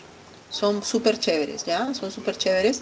Y ahí les van a contar hipótesis de cómo apareció Lucy cerca al río Nilo.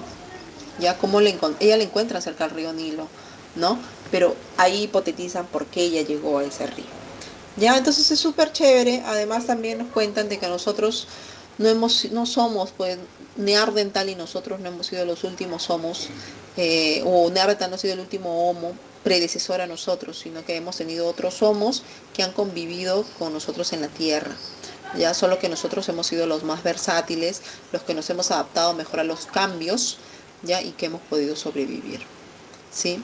Tenemos acá a los Australopithecus, ¿no? Que andaban un tanto erguidos y se extinguieron hace millones de años, pero lo que vamos a ver acá, lo interesante es ver cómo ha aumentado la masa encefálica desde un Australopithecus, ¿no? De 400 centímetros cúbicos de cerebro, ¿ya? al Homo habilis, que era el hombre hábil, que ya podía pues construir sus casitas, hacer instrumentos rústicos, ¿no? Mire, cerebro de 700 centímetros cúbicos, pero siguió permaneciendo en África. Ya avanzó, claro, avanzó más, pero en África. El Homo erectus, que ya se podía parar, ya su cerebro, miren, 1000 centímetros cúbicos, ya un cerebro mucho más grande, descubrió el fuego, emigró a Europa, Asia, Oceanía, un hombre que abarca más espacio, mayores territorios. Ya y tenemos también al hombre neandertal, que ya tiene, ¿no?, una masa cerebral de 1500 centímetros cúbicos, ¿sí? Eh, Pelo rojo, ¿no? Eran cazadores, varios vivían en grupos, enterraban a sus muertos, ¿no? Vivió en Europa, Asia y África. Ya el Homo neandertal, y por encima, bueno, estamos nosotros, el Homo sapiens, con la misma cantidad de masa encefálica, el tamaño un poco más grande, 1,70 m. Sí, y ya pues en este caso somos nosotros, ¿no? Que no solamente dominamos la técnica de las casas, sino que también hacemos bombas nucleares. Ya, muy bien. Y por último, chicos, la taxonomía. La taxonomía es la rama de la biología que se encarga de denominar a todas las especies del planeta Tierra, darles un nombre científico y organizarlas, ¿ya? Las categorías taxonómicas, infelizmente, son varias y tienen que aprendérselas en ese orden. Así que les sugiero que busquen alguna mnemotecnia para que los pueda ayudar. Ya tenemos al dominio por arriba, ¿no? Dominio, reino, filum, clase, orden, familia, género y especie. ¿Sí?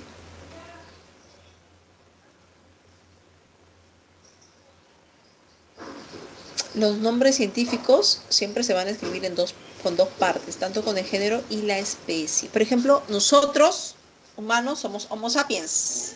Ya, el género se escribe con mayúscula, la primera palabra, la primera letra con mayúscula, y la especie todo en minúscula, Homo sapiens. ¿Ya? Si lo vamos a escribir a mano, vamos a poner por debajo una línea, una línea, una línea. Si lo vamos a escribir en la computadora, lo tenemos que hacer en itálico o en cursiva. Lo escribimos en cursiva para que se vea echado. ¿Ya? Entonces, esto es ser humano. Esto es Homo sapiens. Todo el mundo va a saber que es un ser humano. Acá, por ejemplo, Vulpes vulpes es la especie. Vulpes vulpes, nombre común, zorro rojo. Pero el género es Vulpes. La familia, cánidos. Orden, carnívora. Clase, mamíferos. Filum, cordados. Reino, animalia. Y dominio, eucariota. ¿Sí? Tenemos 5 grandes reinos, los cuales se dividen los organismos: metafitas, las plantas; hongos; metazoos, los animales; prototistas, los protistas; y el reino monera. ¿Sí? Y según Carl Woolf, propone 3 grandes dominios, ¿ya? Bacteria, arquea y eucaria, donde arquea y bacteria son procariotas, ¿ya?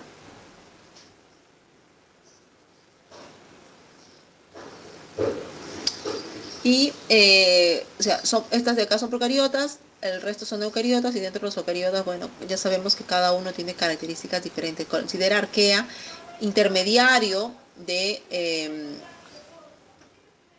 bacteria y de eucaria, porque tiene características que comparte con los dos. ¿Está bien? Bueno, ese es el capítulo 13. ¿Alguna pregunta con respecto a esto, chicos? Sí, hace un rato estaba con sueño. Ya, ¿todo bien? Sí, Miss. Ya, ahora, semana 14. Rápidamente la semana 14 para poder resolver las cosas, los ejercicios. Los animales y características, ¿no? De acuerdo a la cantidad de tejidos que puedan tener los animales de origen embrionario, se puede dividir en 3: los que no tienen tejidos, como las esponjas, que no son células pero individuales, no han formado tejidos. Si bien es cierto que tienen algunas funciones las células, pero no trabajan en conjunto como para formar un tejido, ni órganos, ni sistemas. Los diploblásticos son aquellos animales que son originados a partir de 2 tipos de tejidos embrionarios, el ectodermo y el No se mesodermo. ve lo que explica a mí. ¿No se ve? Se quedó parado. Ah, sí, a ver.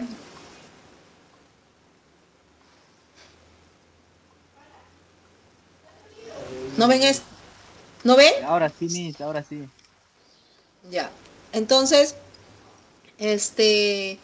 los diploblásticos, ¿no? Provienen de dos tejidos embrionarios, el endodermo y el mesodermo, endodermo y ectodermo, mientras que los triploblásticos, triplo viene de tres tejidos embrionarios, endodermo, mesodermo y ectodermo.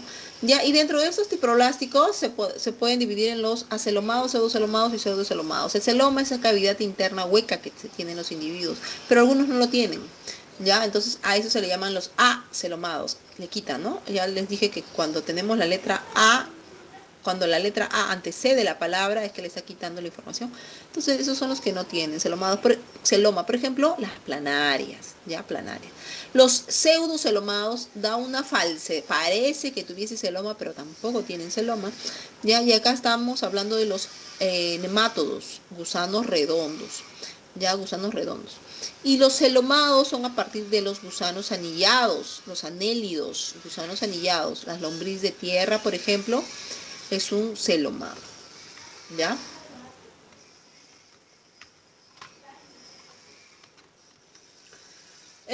Y vamos a ir hablando por filum, ya, filum porífera, son las esponjas de mar, las esponjas de mar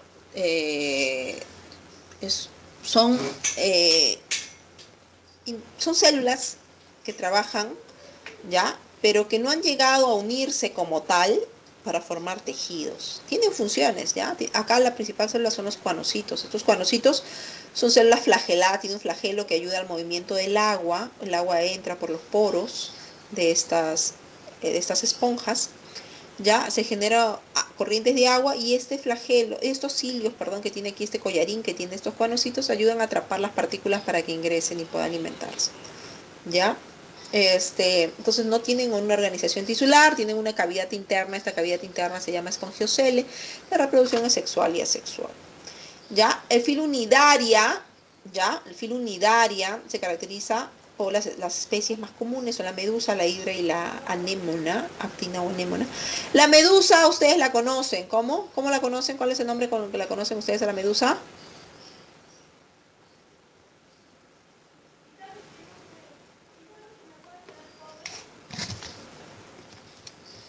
Malagua, Malagua, ya no se olviden Malagua. Acá ellos se caracterizan porque tienen unas células llamadas nidocitos.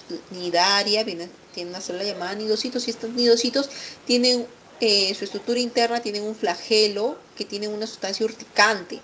O sea, ¿qué hace la sustancia urticante? Te quema, te arde, te duele.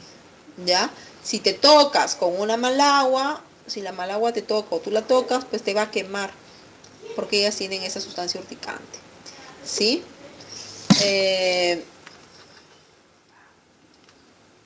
Tenemos al filum Ctenófora, que son los peines de mar, son animales globosos, netamente marinos, transparentes, bioluminiscentes, tienen 8 filas de escamas, ¿ya? Por eso se le conoce como peines de mar, y tiene un par de tentáculos con unas estructuras pegajosas que permiten paralizar a sus presas, permiten pegar a sus presas, ¿no? Viven en los fondos marinos, son bioluminiscentes y de esta forma atraen a sus presas, ¿ya? Y con sus tentáculos la agarran y se la llevan hacia su boca y se la comen. Platelmintos son gusanos planos. Platelmintos viene de gusanos planos, ¿ya? Son gusanos planos. Acá tenemos a la planaria, por ejemplo, tiene un sistema nervioso que recorre todo el cuerpo, ¿sí? Tiene un par de manchas oculares, células pigmentadas, tiene una digestión incompleta porque solo tiene una cavidad, un poro, ¿ya? Por donde se alimenta, que funciona como boca y ano al mismo tiempo, ¿ya? Entonces acá tenemos a las planarias, la notoplana, la doble hepática, la tenia, ¿no? La tenia también es un gusano plano. La tenia, estos pueden ser de vida libre o parasitarios, ¿ya? Miren, la tenia tienen hasta unas ventosas y unas uñas que ayudan a que se prendan a nuestro intestino, a los intestinos de los animales a los cuales parasitan. Rotíferos.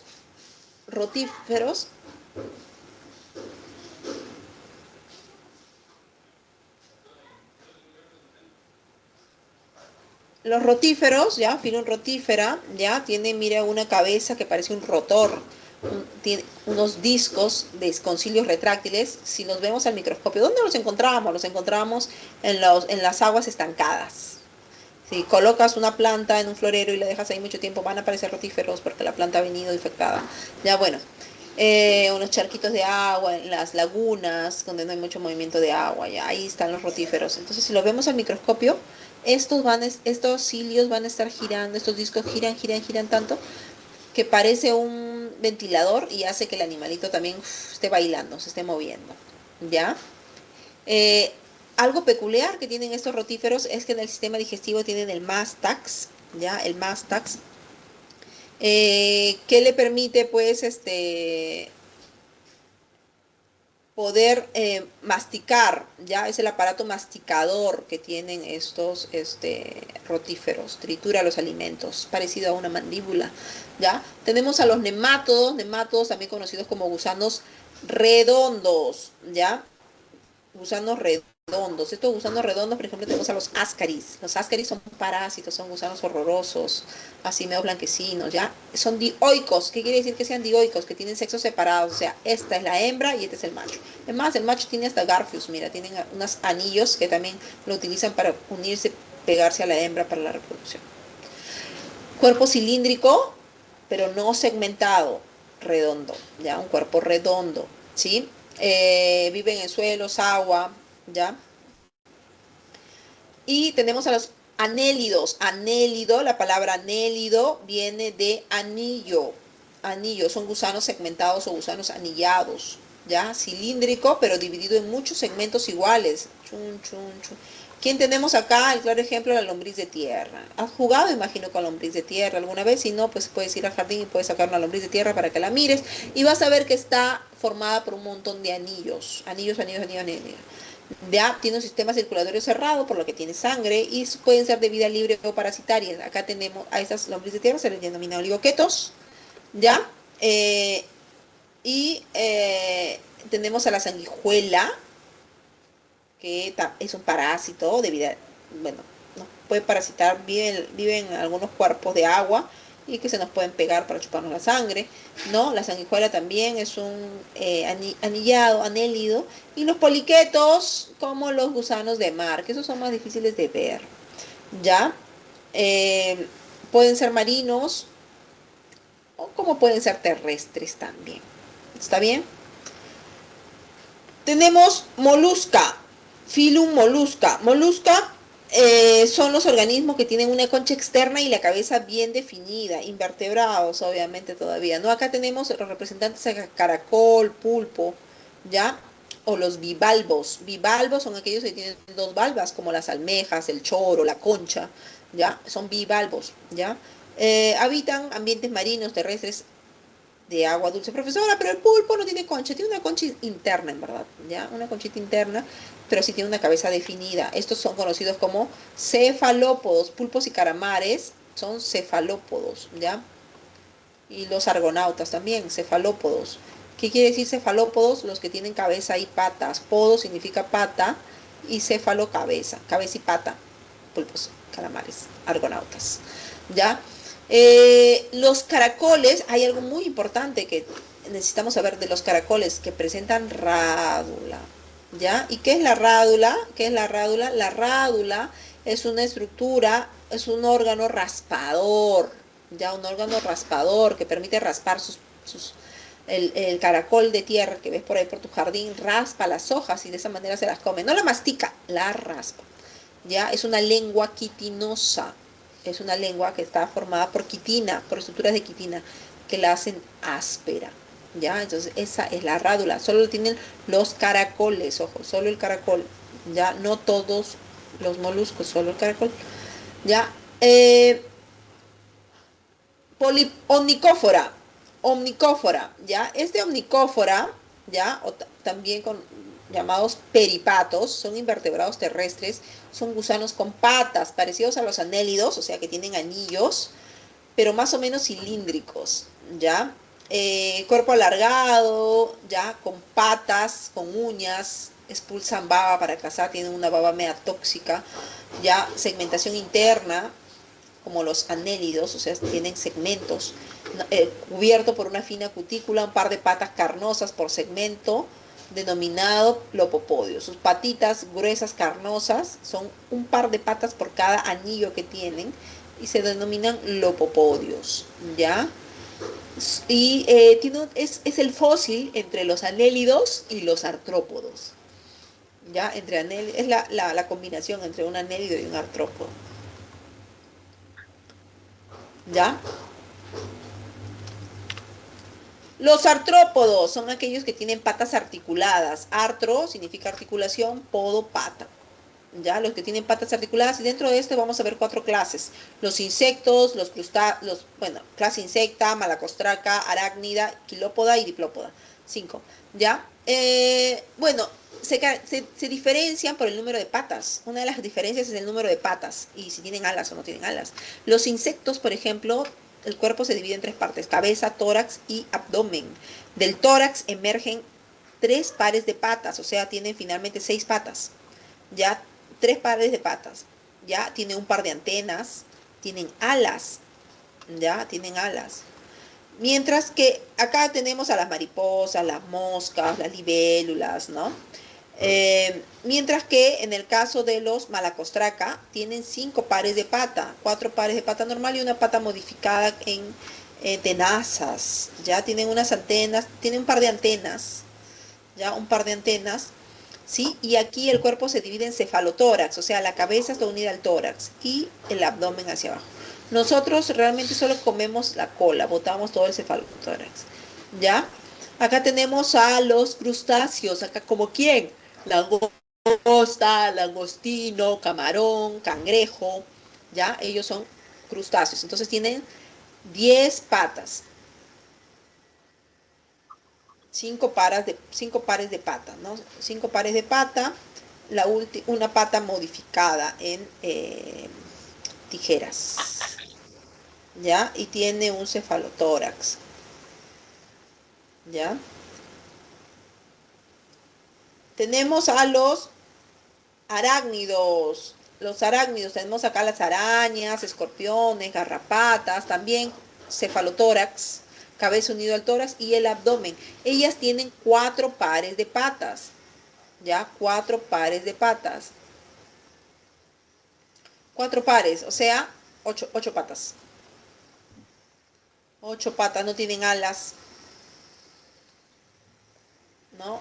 Los únicos los insectos.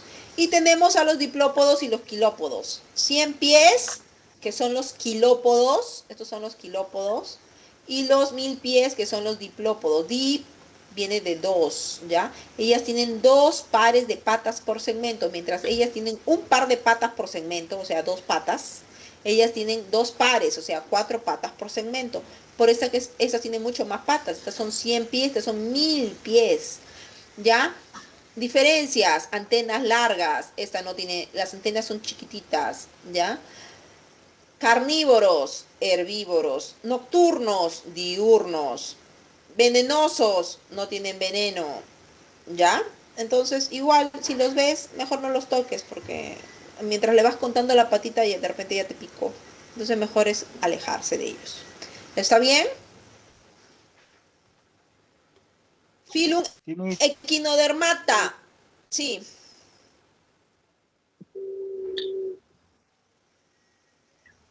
¿Alguien me habló?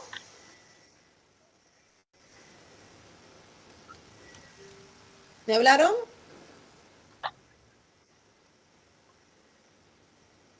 Ya, no, ya, muy bien. Continuemos. Equinodermata. Acá tenemos a los equinodermos. Tienen una simetría radial, pentarradial, 5 brazos. Ya, los erizos, las estrellas, el pepino. Profesora, pero yo veo una bolita ahí. Eso no es pentarradial. Bueno, mírenlo en internet, ¿ya? Y vean que tiene una estructura interna que sí son pentarradiales, ¿ya?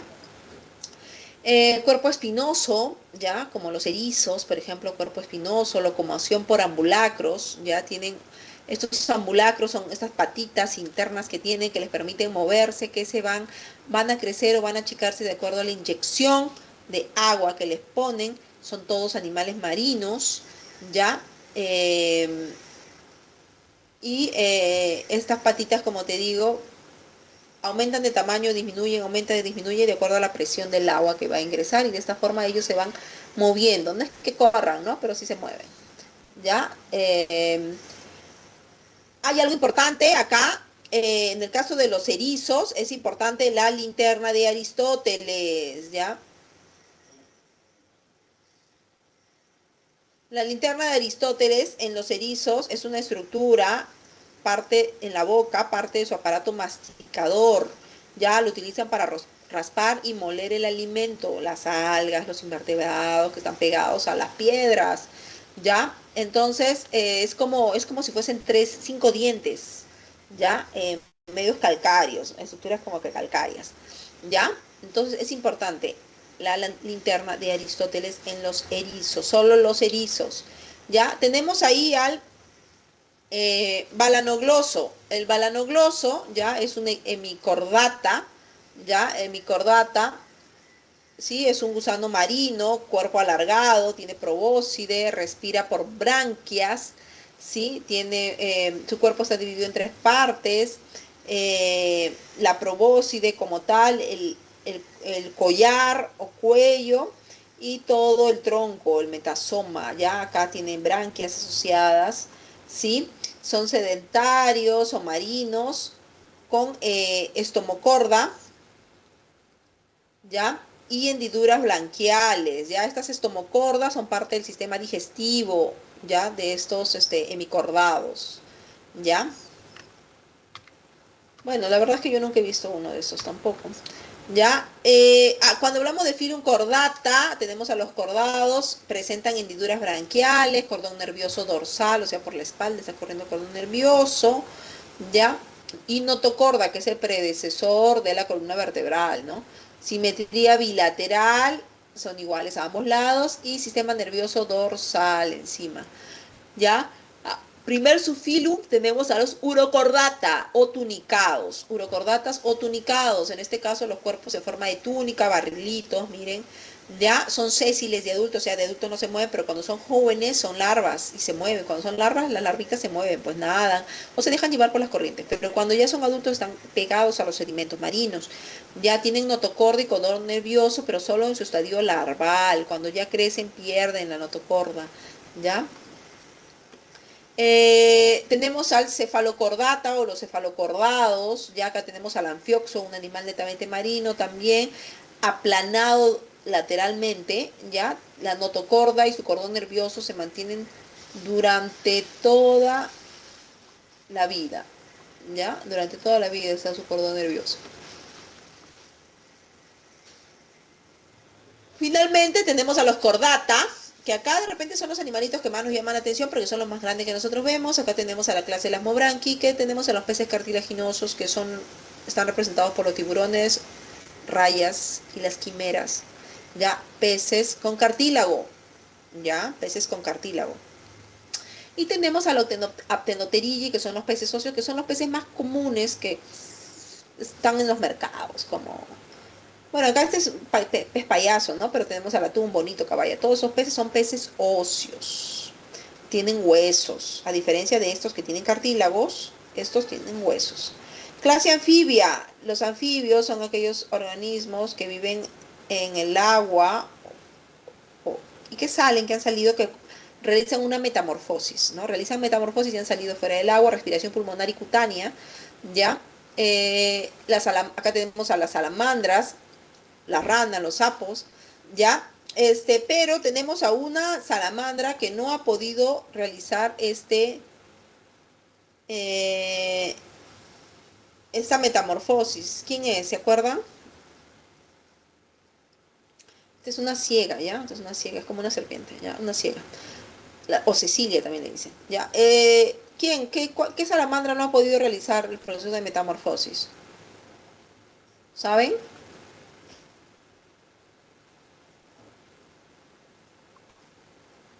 ¿Nadie?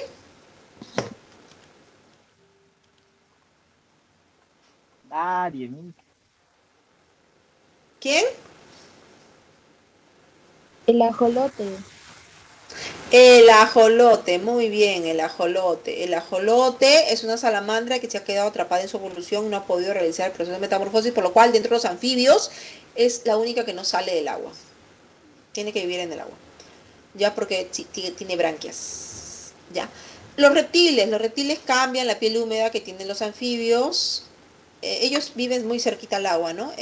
Los reptiles cambian esa piel por unas escamas duras, una piel áspera, ¿no? Acá tenemos las serpientes, lagartos, caimanes, cocodrilos, gavianes, tortugas, ¿no? Iguanas, etcétera. Están acá. Los reptiles ya tienen una respiración pulmonar, ¿no? Salen del agua, están más tiempo afuera, pero también pueden estar adentro, ¿no? Eh, Son poiquilotermos, o sea, necesitan regular su temperatura corporal con la temperatura del medio ambiente. ¿Ya? Y finalmente las aves, ellas cambian, son diferentes porque tienen plumas y picos y alas que les permite volar. Todas, no todas vuelan, pero sí muchas. Ya, diferentes clases de colores, picos que les permite, ¿no? Ellas ya son homeotermas, o sea, regulan su temperatura corporal. Y finalmente los mamíferos, caracterizados porque tienen mamas. Profesora, pero yo veo un pez, una ballena. La ballena y el delfín son mamíferos, ¿ya? Tienen glándulas mamarias de todas formas y se consideran como mamíferos, ¿ya? Acá estamos nosotros también, los humanos, ¿sí? Y cuando hablamos de las categorías de conservación, tenemos a los animales extintos, según la IUCN, que es la institución encargada en el mundo de velar o de identificar qué categoría, en qué riesgo están a las especies, es la IUCN, ¿ya? Y clasifica a los animales extintos. Acá en Perú, por ejemplo, la chinchilla es un animal extinto, ya reportado como extinto. Entonces, acuérdense, la chinchilla para nuestro país es un animal extinto. Solo lo encontramos en algunas casas de las personas como mascotas, como animales domesticados, ya no como animales silvestres, ¿ya?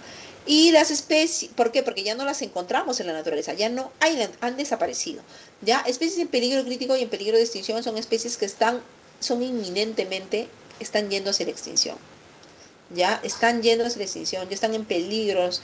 Se pueden hacer esfuerzos para salvarlas, pero no todas se pueden salvar. Están yendo a desaparecer. En nuestro país tenemos 64 especies de fauna, 64 especies de animales en esta categoría, ¿no? ¿Por qué? Porque hay mucha presión antrópica. Los humanos están haciendo, profesora, pero yo no me como al zambullidor ni al mono. No los comemos, pero sí afectamos sus áreas. O los compramos, o los cazadores furtivos los matan, etcétera, ¿ya? Entonces ahí están las 64 especies. Tenemos también las especies en situación vulnerable. Ellas no están en peligro de extinción, pero podrían entrar a peligro inminente de extinción si es que seguimos avanzando en sus territorios. En el caso de las vicuñas, por ejemplo, hay cazadores furtivos que matan a la vicuña para sacarle el pelaje, ¿no? Si bien es cierto, está permitido sacar el pelaje a la vicuña, pero eso lo hacen los pobladores de las comunidades en el Chaco, ¿ya?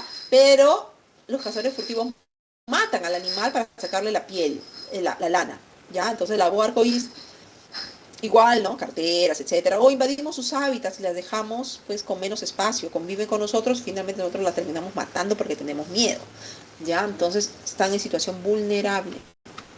¿Ya? Y por último, chicos, los artrópodos pueden transmitirnos enfermedades, son transmisores de enfermedades. Entonces, estas transmisiones de enfermedades pueden ser directas o indirectas. Directas cuando ellos mismos nos atacan. Por ejemplo, esta mosca que pone gusanos, los gusanos tornillos, ¿ya? Son unas moscas que cortan la piel en la selva y te colocan huevos y no te das cuenta. Ya te va a picar nada más seguramente, pero ese huevo va creciendo, se genera una larva adentro y adentro te va comiendo la carne, tu tejido, va necrosando, va comiendo ese tejido, entonces hay que hacer un corte para sacarla, ¿ya? Para sacar este gusano. O la periculosis, por ejemplo, cuando somos invadidos con piojos y liendres, que también es una enfermedad. O los ácaros, ¿no? Entonces, eso de manera directa. Pero también indirectamente los animales, los artrópodos, pueden transmitirnos enfermedades, por ejemplo, las moscas y las cucarachas, ¿no? La cucaracha, quién sabe Dios por dónde ha caminado y luego viene por tu pan en la noche, se paseó y tú la mañana siguiente te comes ese pan. Puedes enfermarte, puede darte alguna enfermedad gastrointestinal. Igual la mosca, volteas tu cabeza y se paró en tu sopa, ¿no? Y te comiste las bacterias que te dejó, ¿no? Entonces, ellas mecánicamente, sus patas están trayendo microorganismos. Y de manera biológica, ellos, ¿no? En su interior están cargando y haciendo reproducir virus. Por ejemplo, el virus el zancudo, ¿no? El zancudo que le dicen el zancudo, este es el zancudo del dengue, dicen, ¿no? ¿Por qué? Porque tiene virus del dengue, chikungunya, zika, etcétera. Nos pueden transmitir enfermedades. Al igual que la pulga de la rata, ¿no? Que puede transmitir la peste bubónica, ¿no? Transmitió, no es la rata, sino la pulga de la rata que pica a una persona que está enferma y luego pica a otra y así va transmitiendo la enfermedad, igual que el chinche también. Muy bien, entonces esas son transmisiones biológicas. Chicos, ¿preguntas?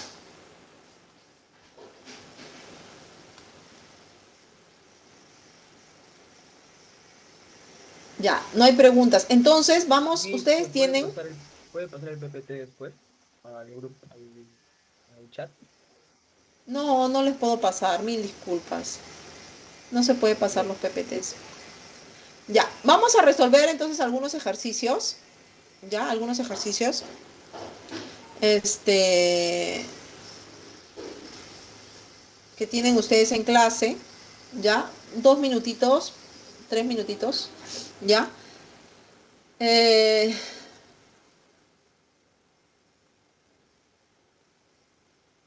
Ya. En el estudio de una enfermedad hereditaria poco frecuente, si es hereditaria y es poco frecuente, te dice. Los genetistas observan que esta se manifiesta casi exclusivamente en hombres, en varones. Hemos visto que todas las enfermedades, es una enfermedad, y mientras que muchas mujeres solo transmite sin presentar síntomas.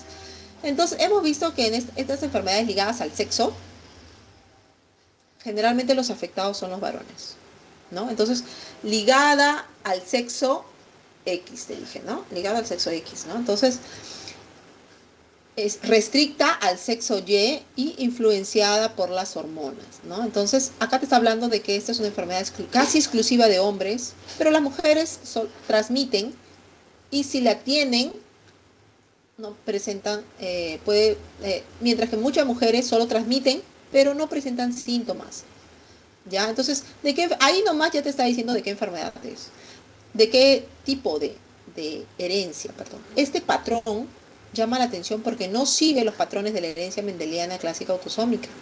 ¿Qué tipo de herencia es? ¿Las mujeres presentan mayor número de mutaciones? No, no tienen nada que ver. ¿Los varones poseen 2 cromosomas sexuales humanos? 2 cromosomas sexuales iguales? No, son heterogaméticos, XY. Eso no puede ser.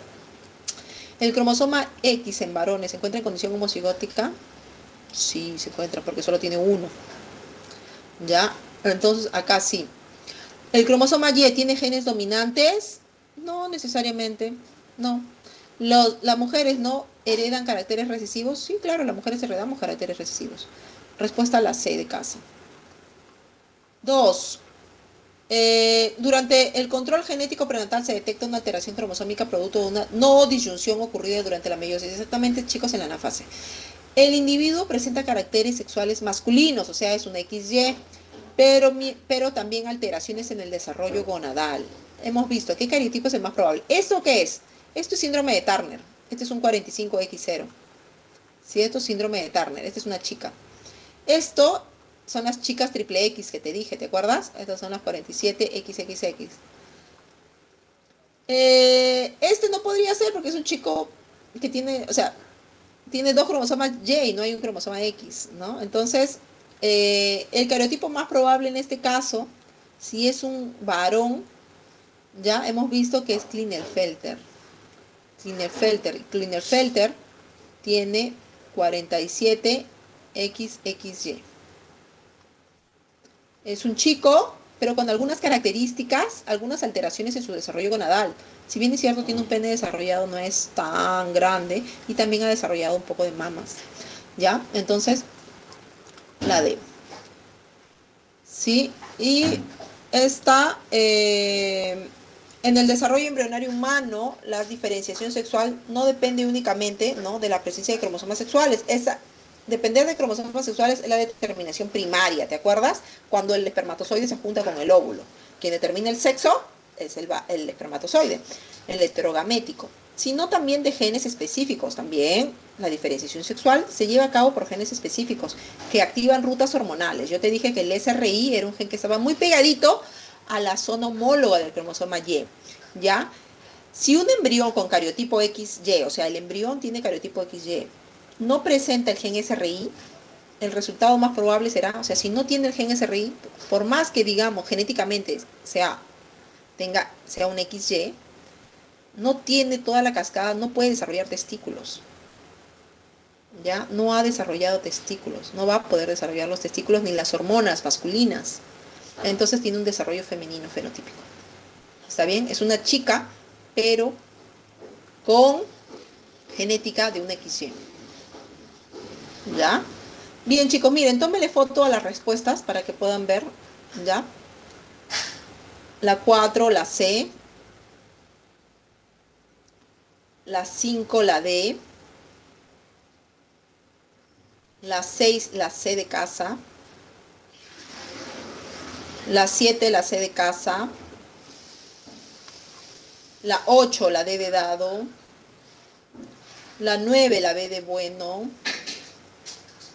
La 10, la B de bueno. La 11, la B de bueno. La 12, la C de casa. La 13, la D de dado.